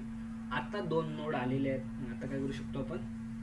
नोड मध्ये आता तिसरी स्टेप काय सांगितली आहे की current always assume in outward direction. इथून आउटवर्ड डायरेक्शन अजूम करायचे आणि दुसरा जे V2 होईल ते पण तुम्हाला सांगितले. तिथून पण काय करायचं आहे? आउटवर्ड डायरेक्शनच आपल्याला अज्युम करायचे आहे. Direction always consider outward direction. आता कसं लिहायचं? So at node. आता काय 2 नोड याच्यासाठी घेतले तुम्हाला एक्झाममध्ये जर विचारलं असा क्वेश्चन आला तर ॲट नोड V1 म्हणजे पहिल्या नोडवर आपल्याला व्होल्टेज जर काढायचं आहे. इथं नोड ॲनालिसिस लावलं तर काय करत असतो आपण? इथे पण तुम्हाला करंट देऊ का मी? इथं I1 देतो, इथं I2 देतो आणि इथे I3. ओके, इकडे हा I4, I5 आणि I6. ओके, एवढं काय केलं आपण? 6 करंट घेतले. सो पहिल्या नोडवर जर बघसाल तुम्ही तर करंट कुठले कुठले जात आहे? I1 जातोय, प्लस I2 आणि प्लस I3. ही तिघं आउटवर्ड आहेत आणि इनकमिंग जो करंट आहे तो 0 आहे, कारण इनकमिंग करंट आपल्याला दिलेलं नाही आहे. So incoming is equal outgoing आहे. I1 ची व्हॅल्यू सांगू शकता पटकन. I1 कुठे आहे? Voltage difference V1 minus 1 ampere. आता कसं करायचं? हे V1 मायनस 1 एम्पियर आलं. आपण व्होल्टेज डिफरन्स काढू शकतो का? नाही. मग काय करायचं अशा वेळेस? अरे पण लक्षात घ्या, इथे तुम्हाला करंटच दिलेलं आहे, डायरेक्ट ती व्हॅल्यू दिलेली आहे I1 ची. I1 तुम्ही उलट्या डायरेक्शननं अज्युम केला, म्हणजे बाहेर अज्युम केला, पण हा I1 काय म्हणतो मी? आतमध्ये जात आहे, कारण याचं ॲरो वरती आहे. म्हणजे I1 ची व्हॅल्यू 1 घेणार का तुम्ही? नाही, कारण याच्या अपोजिट आहे म्हणून I1 ची व्हॅल्यू डायरेक्ट -1. काय घेणार इथं? I1 ची व्हॅल्यू -1. Okay, clear. आपण अज्युम केली बाहेर, पण हा ॲरो सोर्स असल्यामुळे हा आतमध्ये जातोय, म्हणजेच ती डायरेक्शन रिव्हर्स आहे, म्हणजेच मायनस आपल्याला घ्यायचं आहे. सिमिलरली I2चं काय करायचं आहे? V बाय व्होल्टेज डिफरन्स माहिती आहे तुम्हाला, V1 मायनस 0/2.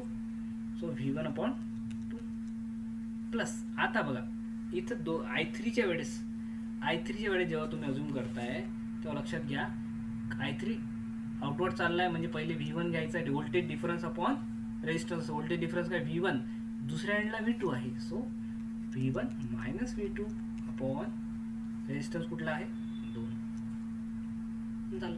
मग इथे समोर जाणार आहे का आपण? हे V2 कडे जाणार आहे का? नाही, कारण या नोडचा आहे फक्त at node V1 is equal to 0. जे काय झाले तिघांची बेरीज काय? 0. याला इक्वेशन फॉर्म करा. इथं खाली माहित नाही आपल्याला 2, इथं 2 आहे, इथं 2 आहे, तर याला पण 2 करावं लागेल, वरती 2 ने गुणावं लागेल. Then base is same, similarly base same आहे आणि बेस सेम इथं 2 इथं लिहू शकता तुम्ही, पण लिहिण्यात काही अर्थ नाही कारण इकडे आपल्याला पाठवायचंच आहे त्याला, तर तो होऊन जातो यस 0, तो डायरेक्टली होऊन जातो 0. मग तो लिहिण्यात काही अर्थ नाही आहे. तुमची इक्वेशन काय बनली -2 + v1 + v1 - v2 कशाहून भेटली =0. हे ॲट नोड v1 झालं. सो सिमिलरली तुम्ही ॲट नोड v2 लिहू शकता, ॲट नोड v2. सिम्पल आहे, असं काही वेगळं नाही आहे. बस v2ला पण कन्सिडर आपण करंट केलेलंच आहे. v2ला तुम्हाला माहिती आहे की कोणते कोणते करंट आहे सर, i4 आहे, i5 आहे प्लस i6 आहे सर, हे तिघे आउटगोइंग करंट आहे = इनकमिंग असते सर. इनकमिंग नाही आहे म्हणून आम्ही 0 लिहिला. ओके, देन i1च्या जागी काय लिहू शकतो, सॉरी i4च्या जागी i4 इथे जात आहे, कुठून जात आहे v2 आणि दुसऱ्या एंडला v1 आहे, म्हणजे व्होल्टेज डिफरन्स काय झाला इथं v2 - v1 आपण खाली रेजिस्टन्स असतो. i5 खाली झाला आहे, i5 हा i5 आहे खाली जात आहे, इकडे व्होल्टेज 0 आहे, म्हणजे डिफरन्स काय झाला फक्त v2 झाला. v2 - 0 लिहायची गरज नाही आपल्याला, v2 बाय रेजिस्टन्स = 1 ओहम दिला इथं. तसंच आता तुम्हाला i6 जर विचारलं तर i6 v2 - 2 लिहिणार आहे का नाही, हे करंट सोर्स लक्षात घ्या.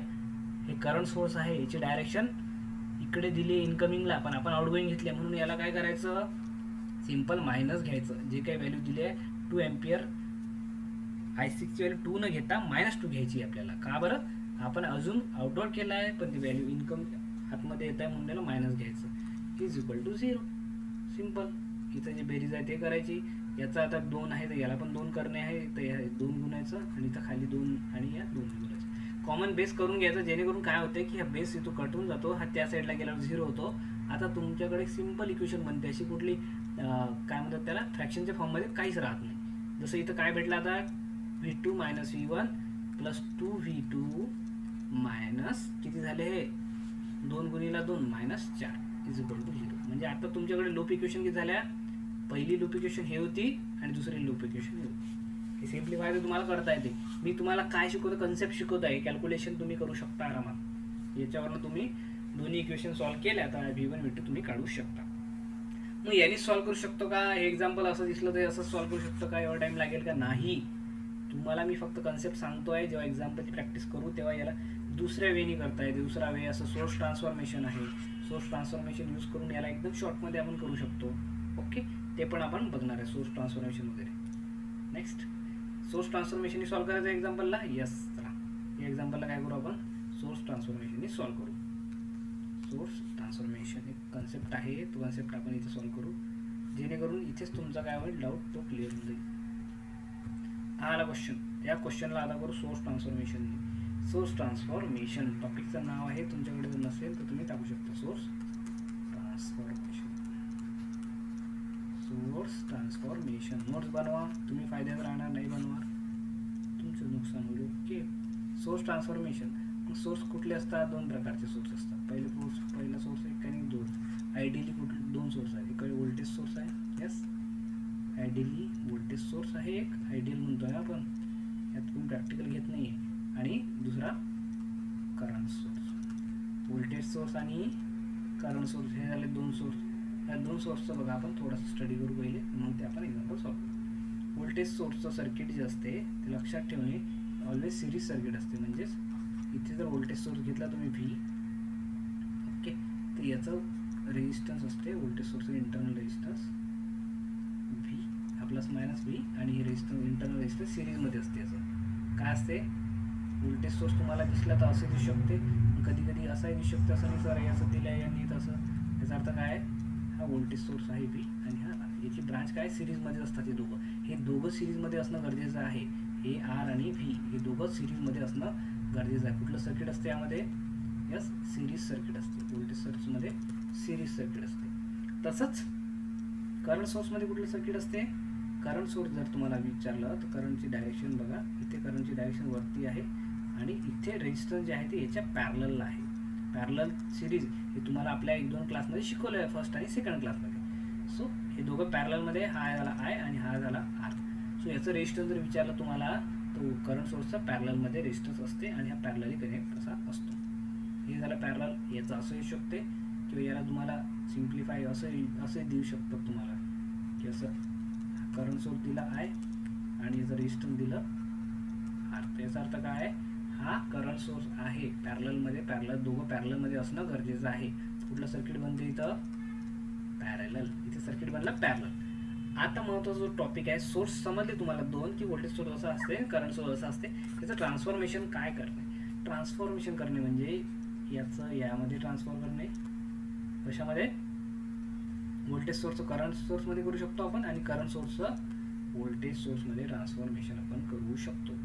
कसं करू शकतो? तो बघा, याला अजून थोडंसं काय करेंगे, थोडा उसको सरकाएंगे बाजूने. सो आता व्होल्टेज सोर्स करंट सोर्समध्ये कसा करतो? सिंपल, आपल्याला एकच लॉ काम आहे, तो म्हणजे कोणता लॉ आहे? कुठला लॉ आहे? बेसिकवाला ओम्स लॉ. ओम्स लॉ म्हणजेच V is equal to, voltage जर काढायचं असलं तर I इंटू आर आहे, आणि जेव्हा तुम्हाला करंट काढायचं असला तर I is equal to V by R आहे. बस ये यूज करने का, आपने को बाकी कुछ करने का नाही आहे. म्हणजे कसं, जसं आता तुम्हाला म्हटलं मी की व्होल्टेज सोर्स आहे असा एक रेजिस्टन्स काढला, आणि एक सिरीजमध्ये आहे व्होल्टेज सोर्स, हा V आहे आणि हा आर आहे. याला तुम्हाला करायचं आहे करंट सोर्समध्ये. करंट सोर्समध्ये काय सांगितलं? सिरीज राहते, ब्रांचची पॅरलल राहते. इथं आम्हाला आता सध्या विसरणार आहे का मी? सो हा आर आहे, आणि जे पॅरलल रेजिस्टन्स आर. या सिरीज सर्किटचं पॅरललमध्ये आपल्याला जेव्हा कन्वर्ट करायचं आहे, तेव्हा आपल्याला जेव्हा आयची व्हॅल्यू विचारली तर काय येणार आहे? कोणता लॉ काय यूज करणार आहे आपण? आयची value simple, I is equal to V by R. कोणतं व्ही बाय आर? हा व्ही दिलाय, आर दिलाय, तुम्हाला भेटून जाते आहे. जसं की इथं जर तुम्हाला मी व्हॅल्यू दिल्या, व्हीची व्हॅल्यू दिली 10 आणि आरची व्हॅल्यू दिली 5. व्हीची व्हॅल्यू 10, आरची व्हॅल्यू 5, तर या आयची व्हॅल्यू किती येणार आहे? आय इज इक्वल टू काय येणार आहे? V by R is equal to 10/5, म्हणजेच किती येणार आहे? 2 एम्पियर. जर तुम्हाला सोर्स ट्रान्सफॉर्मेशन जेव्हा केलं तर 2. मग आता आरची व्हॅल्यू काय येणार सर? तर आर ॲज इट इज, हा जो 5 आहे हो ॲज इट इज काय होईल? इथं रिफ्लेक्ट होईल. म्हणजे सोर्स ट्रान्सफॉर्मेशन जेव्हा तुम्ही 10 व्होल्ट इन सिरीज 5चं करताय, तेव्हा काय त्याचं काय आउटपुट येत आहे? करंट सोर्समध्ये 2 ampere current source in parallel with 5 ohm resistance. Clear? Okay. तर याचंच हे तुम्ही केलं. आता काय केलं? व्होल्टेज सोर्सचं करंट सोर्समध्ये केलं. सिमिलरली आपण करंट सोर्सचं व्होल्टेज सोर्समध्ये सुद्धा करू शकतो. इथे काढतो मी करंट सोर्स. हे करंट सोर्स कसा असतो? त्याचा रेजिस्टन्स पॅरललला असतो. याचा कशामध्ये करायचं आपल्याला? Voltage source. व्होल्टेज सोर्समध्ये काय असते? व्होल्टेज इन सिरीज विथ त्याचा रेजिस्टन्स असतो, इन सिरीज विथ त्याचा आर असतो. Yes, clear? सो आता इथं व्हॅल्यू घ्या, काहीतरी इमेजिन करा. इथं व्हॅल्यू घेतो मी 10 एम्पियर आणि 5 ओम असं घेतो. 10 एम्पियर इन पॅरलल विथ 5 ओम, म्हणजे हा झाला करंट सोर्स, पॅरलल सर्किट आहे. याचा व्होल्टेज सोर्समध्ये जेव्हा कन्वर्ट करायचा आहे, तो व्ही काढायचा आहे तुम्हाला. V is equal to I into R, 10 गुणिला 5 म्हणजे किती झाले? 50 व्होल्ट. रेजिस्टन्स किती राहणार आहे? Resistance is always as it is resistance राहते, रेजिस्टन्सची व्हॅल्यू चेंज होणार नाही. किती झालं? 5. समजलं का सोर्स ट्रान्सफॉर्मेशन? सोर्स ट्रान्सफॉर्मेशन तुम्हाला जर लक्षात येत असेल तर महत्त्वाचं काय आहे की तुम्हाला सोर्स आहे का नाही, व्होल्टेज सोर्स आहे का नाही, हे डायरेक्ट तुम्ही नजरेत बसलं पाहिजे. सिरीज ब्रांच आहे, हे दोन पॅरललमध्ये दिसत आहे, म्हणजे हे करंट सोर्स आहे, याचा आपण करू शकतो. जे की तुमचं आता कुठं काम येणार आहे? अब आएगा तुम्हाला काम नाही. इथे बघा, आता इथे तुमचं कामात येणार आहे. कसं काय कामात येणार सर? इथे तुम्ही काय लावलं होतं? इथं 1 व्होल्ट आणि इथे व्होल्ट. किती ॲनालिसिस किती लावले तुम्ही सर्किट? इथं 2 लावले होते, कारण इथं एक नोड लावला होता V1 आणि इथे एक V2 झाला होता तयार, म्हणून आपण नोड ॲनालिसिस 2 लिहायला लागले. पण याला बघा, इथं जर तुमची नजर आता थोडीफार जरी तुमची नजर तेज असेल तर तुम्हाला इथं लक्षात येईल की हे जे पॅरलल सर्किट दिसत आहे हे कशाचं आहे? हे करंट सोर्स टाईप दिसतं आहे, आपल्याला सोर्स टाईप दिसत आहे. मग याचं काय कशामध्ये कन्वर्ट करू शकतो आपण? व्होल्टेज सोर्समध्ये. कसं करणार आहे सांगा मला? याचं ट्रान्सफॉर्मेशन कसं होईल? इथून एक रेजिस्टन्स राहील आणि इथं राहील फक्त एक व्होल्टेज सोर्स.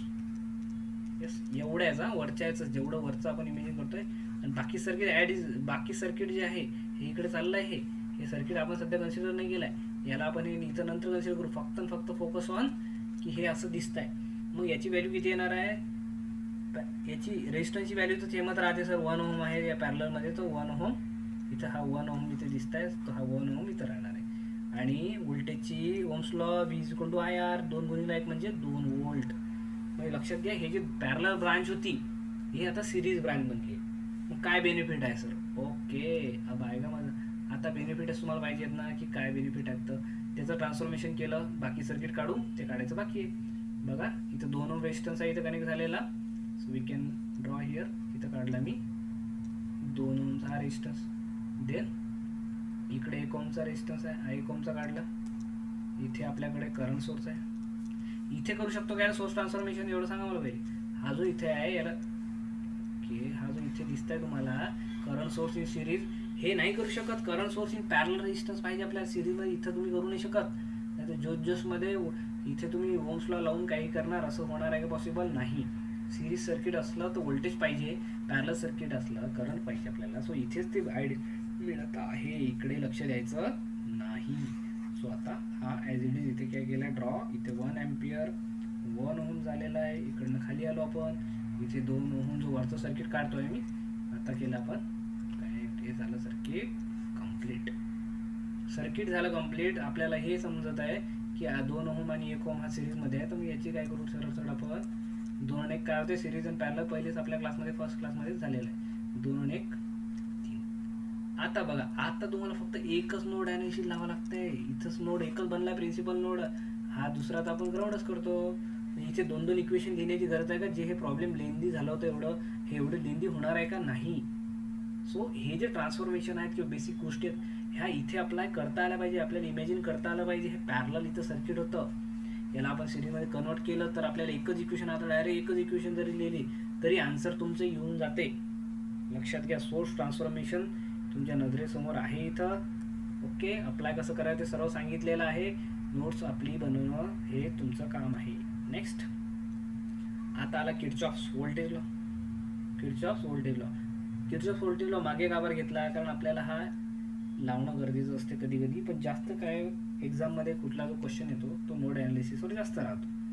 सो बेसिकली बघा आता किर्चॉफ्सचं काय म्हणणं आहे, किर्चॉफ्सचं काय म्हणणं आहे, Kirchhoff's voltage law based on the law of conservation of energy. जो चार्जेस होतात हा एनर्जीवर आहे. इथं समेशन आहे, समेशनचं चिन्ह आहे. सगळं व्होल्टेजेस असतात इन अ क्लोज लूप, म्हणजेच क्लोज लूप म्हणू शकता. तर त्याची किती येणार आहे, बेरीज 0 येणार आहे. आता इथं incoming is equal to outgoing असते का? इथं इनकमिंग असते, आउटगोईंग असते का? इथे नाही. मग इथे काय असते त्याचं लक्षात घ्या.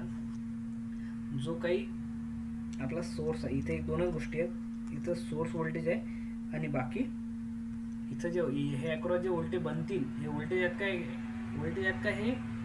हे ॲक्च्युली व्होल्टेज नाही आहे. म्हणजेच इथं काहीच नाही आहे सध्या आपल्या सर्किटमध्ये. जे व्होल्टेज सोर्स आहे फक्त तुम्हाला, आणि इथे दिसतं तुम्हाला एक फक्त रेजिस्टन्स. इथं R1 रेजिस्टन्स आहे, इथं R2 रेजिस्टन्स आहे, इथे R3 लावलेला आहे, इथं R4 लावलेला आहे. मग आता हा व्होल्टेज सोर्स एकटाच आहे. मग ते व्होल्टेज कुठं जात आहे तो लक्षात घ्या. जेव्हा याच्यामधून करंट फ्लो होतो, तुम्हाला माहिती आहे आय जसा फ्लो झाला तर ओम्स लॉनुसार काय होणार आहे, याच्या अक्रॉसचं व्होल्टेज, यातला ड्रॉप काय होणार आहे, V1 म्हणजेच काय लिहू शकता, I इंटू R1 झाला हा V1 याच्या अक्रॉस होता. तसाच ड्रॉप याच्या अक्रॉस जो होईल त्याला आपण V2 म्हणतो, कारण करंट तोच सेम करंट इथं फ्लो होणार आहे, तोच सेम करंट इथं फ्लो आला, इथे ड्रॉप करतो तो रेजिस्टन्स 3 च्या अक्रॉस, त्याला आपण V3 म्हणतो. व्होल्टेज ड्रॉप आहे ॲक्च्युली, सोर्स व्होल्टेज एकच आहे, हे सगळं ड्रॉप्स आहेत. सो इथे पण एक व्होल्टेज ड्रॉप होईल V4. हा करंट इथून return to positive to negative. म्हणजेच काय होऊ राहिलं, जे काही V सोर्स आहेत, जे काही V सोर्स आहे ते इज इक्वल टू काय करू शकतो आपण, V ड्रॉप्स. जे सोर्स व्होल्टेज आहे तेवढेच आपण V ड्रॉप्स म्हणू शकतो. काय आपली इक्वेशन, या दोघांची जेव्हा बेरीज करतो आपण तर ह्या प्लस इकडे येऊन मायनस येऊन 0 होऊन जाते, ते तर आपल्याला माहिती आहे. पण जेवढे सोर्स आहेत तेवढे ड्रॉप आहेत. मग आता सर सोर्स जर नसला, सर आता जर सोर्स दिलेलाच नाही, इथं आम्हाला सोर्स दिला नाही, असं दिलं जर, आता मग काय होईल, तर सोर्स दिलं नाही तर कोणी डरणी बात आहे की सोर्सची जागी 0 करा ना तुम्ही, एवढा काही विषय नाही आहे. सोर्सची जागी काय करायचं, 0 झालं, V drops is equal to 0. असं तुम्ही करू शकता. समेशन, हा समेशन सगळ्यांची बेरीज. मग इक्वेशन काय बनत आहे, इक्वेशन काय बनत आहे, सोर्स इज इक्वल टू, हे जर सांगितलं तुम्हाला मी, इथे जर तुम्ही व्होल्टेज सोर्स कन्सिडर केला जो ऑलरेडी होता, इथे एक व्होल्टेज सोर्स आहे V. So source is equal to, source म्हणजे सोर्स किती आहे, इथं एकच आहे सर सोर्स. तर सोर्सची व्हॅल्यू लिहितो मी सिम्प्लिफाय. सोर्स इथे लिहिला आहे मी ॲज इट इज व्होल्टेज. मी आता काय करणार आहे, इज इक्वल टू काय लिहिणार, जे काही ड्रॉप्स आहेत ते ड्रॉप्स कोणते कोणते आहेत, जे काही व्होल्टेज ड्रॉप झाले ते, म्हणजेच V1 plus V2 plus V3 plus V4. आलं लक्षात. हे यालाच आपण कुठला म्हणतो, पण याला हा जो ड्रॉपची आपण काय करू बेरीज करू राहिलो, यालाच आपण काय म्हणतो, कोणता ॲनालिसिस की कोणता लॉ म्हणतो, KVL, किर्चॉफ्स व्होल्टेज लॉ. आलं लक्षात. Source equal two drops. So आता याच्यावर बघू आपण एक, यालाच आपण मेश ॲनालिसिस म्हणतो. मेश ॲनालिसिस कशाला म्हणतात, लूप आणि मेश सध्या सांगितलं तुम्हाला लक्षात घ्या. यामध्ये किती लूप आहेत सर, लूप माहिती नाही पण मेश माहिती आहे सर आम्हाला. लूप इंडिव्हिज्युअल लूपलाच मेश म्हणतात सर. तर इंडिव्हिज्युअल लूप 3 आहेत सर. मेश जर विचारलं तर या क्वेश्चनमध्ये सर 3 मेश आहेत. लूप सर कॉमन भरपूर होऊ शकतात. हा याच्यामधला तिचा तो हा एक कॉमन आणि या दोघांमधला एक कॉमन सर. इथं लूप जास्त आहेत, पण मेश जर विचारलं तर इंडिव्हिज्युअल लूप आम्हाला समजते. सो इंडिव्हिज्युअल लूपमध्येच आपल्याला मेश ॲनालिसिस आपण करत असतो. सो एक लूप, दुसरा लूप, तिसरा लूप, यालाच काय म्हणू शकतो, पहिला मेश, दुसरा मेश, तिसरा मेश. पण मेश असा कॉमन असतो का या दोघांमध्ये, याला तुम्ही मेश म्हणू शकता का चौथा, नाही, हा लूप आहे, हा मेश नाही. ओके देन आता करू आपण mesh analysis start. So for the mesh analysis इथे तुम्हाला मेश ॲनालिसिस लावायचं आहे. मेश ॲनालिसिस लावू शकतो तुम्ही. कसं लावायचं मेश ॲनालिसिस, काय करायचं आहे, सिंपल लूप आहे, मेश दिसतं तुम्हाला, मेश म्हणा त्याला, किंवा इंडिव्हिज्युअल दिसत आहे ना, एकच चौकोन आहे ना, तर त्याला आपण मेश म्हणतो.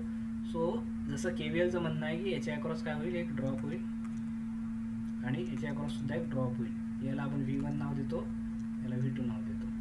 तर यालाच KVL जो आहे तुमचा, इथे कुठला करंट फ्लो होत आहे ब्रांचमधून, for example I.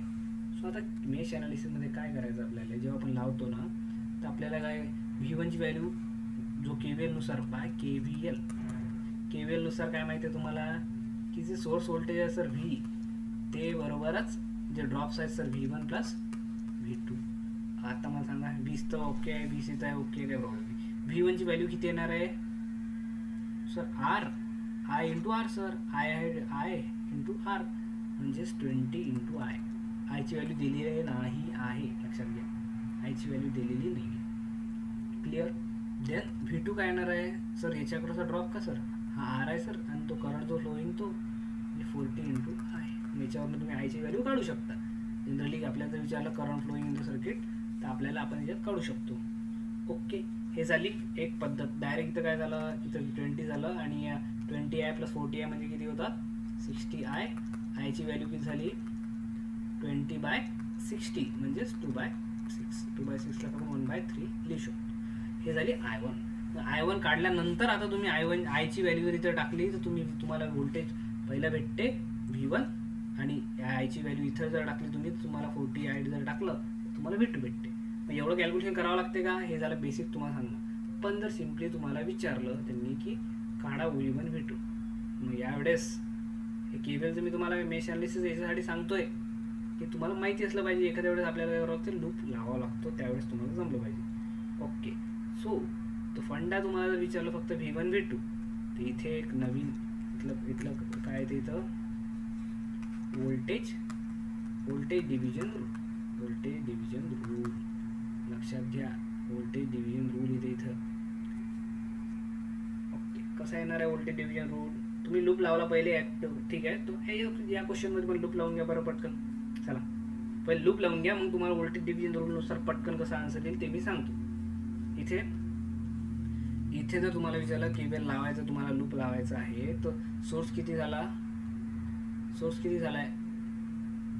Source voltage इथून जर तुम्ही सुरुवात केली तर इथं लक्षात घ्यायचं की हा मायनस पॉईंट घेतोय ना, ते मायनसच घ्यायचं इथं, कारण इकडनं तुम्ही करंटची डायरेक्शन अशी दाखवली आहे. जर तुम्ही करंटची डायरेक्शन तुम्हाला प्लस टू मायनस दाखवायची असेल अशी, तर तुम्ही इथं काय घेऊ शकता, इथं 60 घेऊ शकता, कारण हा पॉझिटिव्ह टर्मिनल आहे.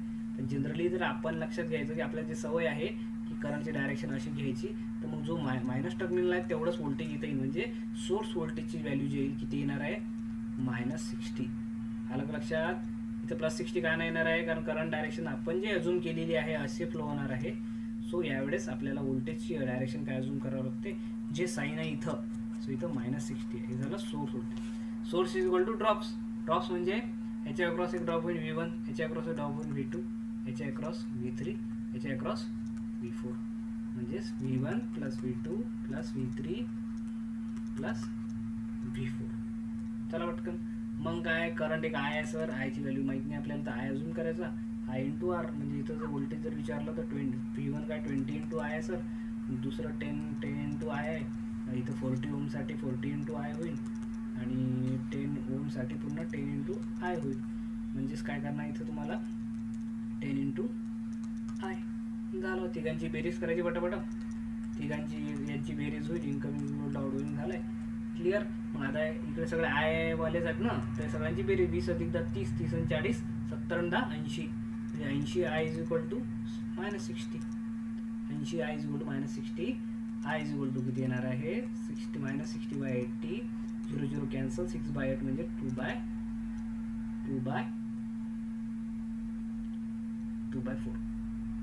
2/4 येणार आहे का, 3/4 येणार आहे. दोन्ही जर भागलं 3/4. पण याची व्हॅल्यू काय येणार आहे, पॉझिटिव्ह येणार आहे काय व्हॅल्यूज, ही व्हॅल्यूज काय आली सध्या जस्ट -3/4 आली. 3/4 हे व्हॅल्यू मायनस आली. याचा अर्थ काय, चुकलं का आपलं, नाही. मायनस आली म्हणजे हे आपण जे डायरेक्शन ॲझ्युम केली आहे इकडची, तर करंट या डायरेक्शननं फ्लो न होता तो ॲक्च्युअलमध्ये कसा आहे, रिव्हर्स डायरेक्शननी फ्लो होत आहे.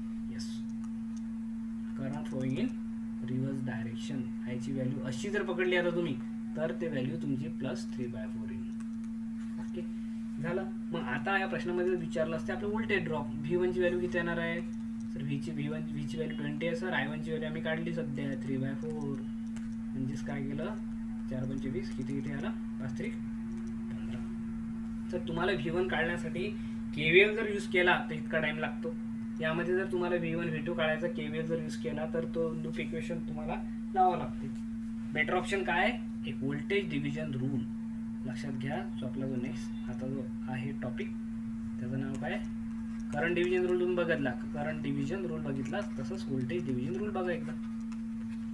व्होल्टेज डिव्हिजन रूल काय म्हणतो, सिंपल एका लूपमध्ये एक सिंपल लूप काढून तुमच्यासाठी, येस एक सिंपल लूप म्हणा की तेव्हा मेश म्हणा, तुम्हाला जे सोपी वाटेल ते लूपला तुम्ही मेश म्हणू शकता. ओके ओके ओके, तिसरा जास्त गरजेचा नाही आहे. सो ओके बघा, इथे एक रेजिस्टन्स आहे, इथे एक रेजिस्टन्स आहे, इथं तुम्हाला दिला आहे सप्लाय, इथं सप्लाय दिला आहे जस्ट V. आता तुम्हाला इथं याच्या अक्रॉस हा R1 आहे, हा R2 आहे. ओके, आपल्याला याच्या अक्रॉस तुम्हाला विचारलं आहे ड्रॉप, म्हणजे V1 ची व्हॅल्यू काढायची आणि V2 ची काढायची. व्होल्टेज डिवाइड कसं होते, म्हणजे जे टोटल व्होल्टेज आहे दोघांमध्ये कसं डिवाइड होते, व्होल्टेज सिरीजमध्ये डिवाइड होत असते, करंट पॅरललमध्ये डिवाइड होत असतो. म्हणजेच आता KVL नुसार काय आहे, source voltage equal to drop sir V1 + V2. याचा अर्थ काय आहे की हा जो टोटल आहे हा ड्रॉप होता आहे, याच्या अक्रॉस काही होतं, याच्या अक्रॉस काही होतं. याची व्हॅल्यू कशी काढायची, जर तुम्हाला V1 विचारला, ऑलवेज लक्षात ठेवा व्होल्टेज डिव्हिजन रूलमध्ये जर V विचारला तर त्यात करंट डिव्हिजनमध्ये काय होतं अपोजिट अपॉन सम होती. याच्यामध्ये काय असणार आहे, सेम बाय सम, काय सेम अपॉन सम इंटू टोटल व्होल्टेज. व्होल्टेज डिव्हिजनमध्ये लक्षात ठेवा करंट डिव्हिजनमध्ये अपोजिट अपॉन सम होतं, व्होल्टेज डिव्हिजनमध्ये सेम अपॉन सम असेल. सो सेम काय, सेम म्हणजेच रेजिस्टन्स घ्यायचं. जर V1 विचारलं आपल्याला तर सेम म्हणजेच R1 वरती घ्यायचा, समेशन R1 + R2 खाली घेतली दोघांची इंटू टोटल व्होल्टेज V झालं सिम्पली. तसं जर V2 विचारला तर V2च्या अपोजिट नाही, इथं सेमच घ्यायचं आहे, V2 साठी R2 राहील आणि खाली summation V1 R1 + R2 into total voltage V. Okay clear झालं. हाच फंडा यूज करायचा आहे, हा फंडा आपण इथे यूज करू. आता जर तुम्हाला V1 विचारला, चला लवकर सांगा, सेम बाय सम आहे ना, सेम म्हणजेच V1 विचारलं तर 20, सम म्हणजे दोघांची बेरीज 20 + 40 झालं का आन्सर, नाही into total voltage. Voltage divide होत आहे इंटू 20, म्हणजे तुम्ही जर लक्षात घेतलं तर 20/60 येते इथे आणि इंटू 20/60 इंटू 20. अरे याला असा भाग जर दिला तुम्ही 20 3 60 होते आणि 20/3. तुमचं V1चं जे आन्सर आहे ते 20/3 येते, 3 कटत नाही, 20/3 येऊन जाते. तसंच V2 तुम्हाला जर विचारला तर यू कॅन आरामात सांगू शकता तुम्ही. ओके, V2 विचारला सर, V2 विचारला आहे तर सेम बाय सम आहे सर. V2 विचारला तर 40 वरती या लागेल, सम म्हणजे दोघांची बेरीज सर, 20 अधिक 40 दोघांच्या रेजिस्टन्सची बेरीज आपण इंटू टोटल सर 20 याला मल्टिप्लाय केला. इथे पण पुन्हा काय आलं 40/60 इंटू 20 आलेला आहे. 20 ने याला भाग जर दिलं तुम्ही 3चा जातो, म्हणजे याचा आन्सर काय झाला आहे 40/30. किती छोट्या याच्यात आलं, तुम्ही इथे KVL लावणार आहे का नाही. म्हणून व्होल्टेज डिव्हिजन रूल माहिती असणं गरजेचं आहे. कुठे कुठे करंट डिव्हिजन रूल, कारण ते नोड आहे लावणार आहे का तुम्ही, नाही. So current division rule, voltage division rule तुम्हाला माहिती पाहिजे. सोर्स ट्रान्सफॉर्मेशनची काय गरज आहे ते मी तुम्हाला पटवून दिलं आहे एक्झाम्पलमध्ये. आता याच्यामध्ये पण आपण एवढं आपल्याला V1 V2 V3 V4 एवढं करायचं आहे. आता 4 व्हॅल्यू काढा, हे इक्वेशन लिहा. तुम्ही हे काढल्यापेक्षा तुम्ही काय करू शकता, सिम्पली काय करू शकता तुम्ही, इथं व्होल्टेज डिव्हिजन रूल लावा.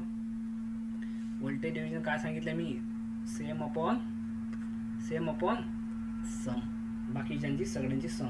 सेम जर तुम्हाला विचारलं 20 ओहमच्या अक्रॉस, 20 ओहमचं जे व्होल्टेज जर विचारलं, 20 त्याला V1 नाव देऊ आपण. 20 इथं करंट काढायचंच नाही आपण, डायरेक्ट बघा 20 ओहमच्या अक्रॉस विचारलं आपल्याला.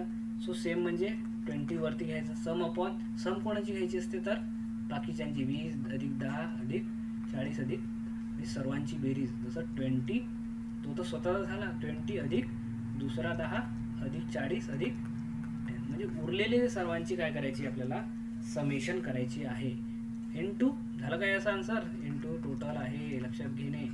हे डायरेक्ट घाई करणे नाही, इंटू टोटलने मल्टिप्लाय करायचं आहे. टोटलने मल्टिप्लाय म्हणजेच टोटल व्होल्टेज किती दिलेलं आहे, इथं 60, इथं दिलं आहे 60. बस डायरेक्टली इथं जर तुम्ही 20 केलं, खाली समेशन बघा, 20 आणि 10 30, 30 आणि 40 70 आणि 10 80 इंटू 60 झालं. मग याला 1 0 तुम्ही कट करून टाका, कुठलंही करा. हा 20 एक आहे, 20 चूक 80, किती आलं 1/4 इंटू 60, 15 1 15, 15 चूक 60, 15चा हे जाते. म्हणजे V1 ची व्हॅल्यू किती आली, डायरेक्ट 15. आणि इथे मगाशी पण आपण काढली होती, हिची व्हॅल्यू V1 ची किती आली होती, 15. सो लक्षात घ्या, इथे इक्वेशन न लिहिता आपल्याला इंडिव्हिज्युअल जर कुठली व्हॅल्यू विचारली तर आपल्याला व्होल्टेज डिव्हिजन रूल लावता आला पाहिजे. इथे पण तेच आहे, तोच फंडा आहे की एखादा पर्टिक्युलर व्होल्टेज जो आहे क्वेश्चन, याच्या अक्रॉस जर तुम्हाला मी V1 विचारलं तर काय करायचं, लवकर सांगा. सरळ मी ते लिहितोय, बरोबर लिहितोय, चुकीचं तुम्ही लवकर सांगणे. याच्या अक्रॉस जर तुम्हाला व्होल्टेज विचारलं V1 तर सेम बाय सम, R1 घ्यायचं सर, बाकी सर्वांची बेरीज करायची जेवढे सिरीजमध्ये आहेत. Yes, R1 plus R2 plus R3 into total voltage V1. तसंच सिमिलरली तुम्हाला R2चं विचारलं तर पटकन R2चं सर V2 येणार आहे. सर V2 म्हणजे सेम, म्हणजे रेजिस्टन्स सेम पाहिजे, ज्याच्या अक्रॉसचं विचारलं तो आपण तिघांची बेरीज म्हणजे R1 plus R2 plus R3 into total voltage. Similarly जर विचारलं तुम्हाला आता R3चं विचारलं सर, R3च्या अक्रॉस विचारलं तर तोच वरती घ्यायचा, same upon sum. So R1 plus R2 plus R3 into total voltage V झालं. असं तुम्हाला लावता येतं इथे. आता या क्वेश्चनमध्ये बघा, या क्वेश्चनमध्ये आपल्याला सॉल्व करायचं आहे. आपल्याला तर विचारलं काही गोष्ट, तर इथं तुमचं मी पहिले नोट आहे शिकवला तुम्हाला. जर इथचा जर व्होल्टेज काढायचा तुम्हाला तर तुम्ही याला ग्राउंड करता, माहीत आहे, याला ग्राउंड केला तर पॉझिटिव्ह 20 इथे येऊन जाईल डायरेक्ट. हा 20 व्होल्ट याच्या अक्रॉस आहेच, 20 व्होल्ट अक्रॉस आहेच. आपल्याला करंट जर विचारला या 10 ओम मधला तर किती येणार आहे, करंट विचारला 10 ओम मधलं तर किती येणार सांगा पटकन, किती येणार आहे. 20 पॅरलल सेम असते, याच्यामधलं करंट जर केला विचारला तर V/R 2 एम्पियर इथं दिलेला आहे सरळ. ओके, या क्वेश्चन, यामधला क्वेश्चन आता आलेला नाही आहे कुठला आहे तर नेमका क्वेश्चन, पण लक्षात घ्या कोणती जर व्हॅल्यूची यातला मधला करंट जर विचारलं तुम्हाला इथं काढता आला पाहिजे. सर हे तर समजलं आम्हाला, इथला क्वेश्चन आम्हाला काढता येईल, पण आम्हाला जर 20 एम्पियर मधला क्वेश्चन, 20 ओम मधला क्वेश्चन विचारला की यामधला करंट किती, 20 ओम मधला तुम्हाला आता करंट विचारला, करंट इन 20 ओम रेजिस्टन्स, इथला जर करंट विचारला तुम्हाला I is equal to question mark. आता कसं काढणार आहे, तोच सिंपल फंडा की हे जे इथं ग्राउंड केलेलं आहे म्हणजे याचा अर्थ 20 व्होल्ट याच्या अक्रॉस आलेला आहे. आणि कुठलाही करंट जोरला कुठल्याही ब्रँचमधला काय असते, I इज इक्वल टू काय सांगितलं आहे, व्हीचा डिफरन्स, म्हणजे जर दोन्हीकडे व्होल्टेज असले तर त्यांचा डिफरन्स अपॉन रेजिस्टन्स. व्हीचा डिफरन्स काय येणार आहे इथे, व्हीचा डिफरन्स काय येणार आहे लवकर सांगा. व्हीचा डिफरन्स सर, व्हीचा डिफरन्स काय, अरे व्हीचा डिफरन्स इथे किती दिसत आहे तुम्हाला, पॉझिटिव्ह टर्मिनल येत आहे ना व्हीचा, इथं व्ही सोल्ड आला आणि इकडे याचं काय येत आहे, किती व्होल्ट येत आहे, इथं 10 व्होल्ट येत आहे का नाही, वजा 10 व्होल्ट येत आहे. आलं का लक्षात, हा मायनस पॉईंट येत आहे ना इथे. सो -10 व्होल्ट या पॉईंटला आलं आणि +20 इकडे आलं, म्हणजे व्होल्टेज डिफरन्स किती झालं, 20 मायनस -10, म्हणजे दोघांचं अंतर जे आहे ते -10 अपॉन रेजिस्टन्स 20 किती येते, 20 मायनस +10 म्हणजे 30/20. याचा करंट जेव्हाही तुम्हाला विचारला तर तुम्ही काय सांगू शकता, 3/2 आलं का लक्षात? कुठलीही गोष्ट विचारली तर आपल्या पॅरस सर्किटमध्ये काय असते, सिरीजमध्ये काय असते लक्षात आलं पाहिजे. पटकन मांडून आपला आन्सर आला पाहिजे. ओके, आता विचारलं तुम्हाला यामधलं करंट. आता विचारला तुम्हाला करंट थ्रू 1 ओहम रेजिस्टन्स. एक्झाममध्ये विचारलेला प्रश्न आहे, I is equal to question mark. आता कसं करणार आहे? इथं तर 5 एम्पियर दिलेलं आहे आणि 5 वोल्ट सुद्धा दिलेला आहे. मग करंट काढायचा कसा? आता हा तुम्ही म्हणता सर करंट डिव्हिजन जर वापरला 5 एम्पियर झाला, इकडे गेला इकडे गेला, पण आता इथं तुम्ही इकडे किती पाठवणार? करंट डिव्हिजन रूल तर तुम्ही बघितला तेव्हा तुम्ही काय करत होते? जो करंट डिव्हिजनमध्ये जेव्हा इथं रेजिस्टन्स होतं दुसरं, तेव्हाच तो अप्लाय होत होता की R1 R2च्या नुसार तुम्हाला दिलेला आहे. पण इथं रेजिस्टन्स आहे काय? इथं व्होल्टेज आहे. इथं तुम्ही 5 डायरेक्ट डिवाइड नका करू, नाही तर व्होल्टेज सोर्सला तुम्ही करंट डिव्हिजन लावून टाकसान. इथे लावायची गरज आहे का नाही? आता काय करू शकतो आपण? येस, काय करू शकतो? तर जेव्हाही आपल्याला करंट विचारला तो काय फंडा सांगितला आहे मी, पॅरललमध्ये काय सेम असते? पॅरललमध्ये काय सेम असते? व्होल्टेज सेम असते, करंट सेम असते. कोणतं सेम असते? पॅरललमध्ये व्होल्टेज सेम असते, व्होल्टेज डॉमिनंट राहते. म्हणजे हा पॅरलल आहे बघा, हा हे पॅरलल आहे की नाही? हे तीन, हा वरचा कॉमन पॉईंट आहे, खालचा याचा एकच नोड आहे. याचा अर्थ काय? तिघं एकामेकाशी पॅरलल आहे. म्हणजे डॉमिनंट कोण आहे? Voltage source. म्हणजेच हे जे पॉझिटिव्ह निगेटिव्ह इथं पॅरलमध्ये 5 व्होल्ट याच्या अक्रॉस येईल आणि 5 व्होल्ट याच्या अक्रॉस सुद्धा येईल. म्हणजे यातला जर करंट विचारला तर ओम्स लॉ काय म्हणते? V/R. व्ही किती आला आहे? 5 व्होल्ट पॅरललमध्ये. सो 5/1 म्हणजेच 5 एम्पियर इज दी करंट. तुमचा आन्सर आहे 5 एम्पियर. आलं का लक्षात? भरपूर जण मिस्टेक करतात बरं, असं करंट आणि हे दिसलंय तर फंडा यूज करायचा की सिरीजमध्ये काय सेम असते. सिरीजमध्ये काय सेम असते? सिरीजमध्ये काय सेम असते रे दादा? सिरीजमध्ये असतो करंट सेम असते. सिरीजमध्ये सेम करंट आणि पॅरलमध्ये सेम व्होल्टेज. हे थंब रूल आहे. भरपूर जण विसरतात, वेगळंच डोकं लावतात. लक्षात? आज भरपूर एक्झाम्पल घेतले आपण. Thank you so much. उद्या काय करणार आहे आपण? आता उद्या आपण प्रॅक्टिस करणार आहे. हे जे टॉपिक आपण शिकले ना, याची आपण प्रॅक्टिस एक्झाम्पल घेणार आहे. नेक्स्ट क्लासमध्ये काय होईल, सर्व तुम्हाला काय कशापासून, KCL पासून. KCL तर घ्यायची गरज नाही आहे. बेसिक काय करू आपण? डायरेक्ट बेसिक आपण घेऊ सोर्स ट्रान्सफॉर्मेशनचे एक्झाम्पल. सोर्स ट्रान्सफॉर्मेशन कसं आपण सॉल्व करू शकतो, त्यानुसार नोड ॲनालिसिस लावून कसं करू शकतो आपण, किंवा व्होल्टेज डिव्हिजन रूल आहे, व्होल्टेज किंवा करंट डिव्हिजन रूल हे लावून त्यानंतर काय शिकलो आपण? मेश किंवा लूप जे लावून आपण कसं सॉल्व करू शकतो. या सर्व गोष्टी आपण उद्या म्हणजे नेक्स्ट क्लासमध्ये प्रॅक्टिस एक्झाम्पल घेऊ. नंतरचे टॉपिक त्याच्या next. Okay, thank you so much.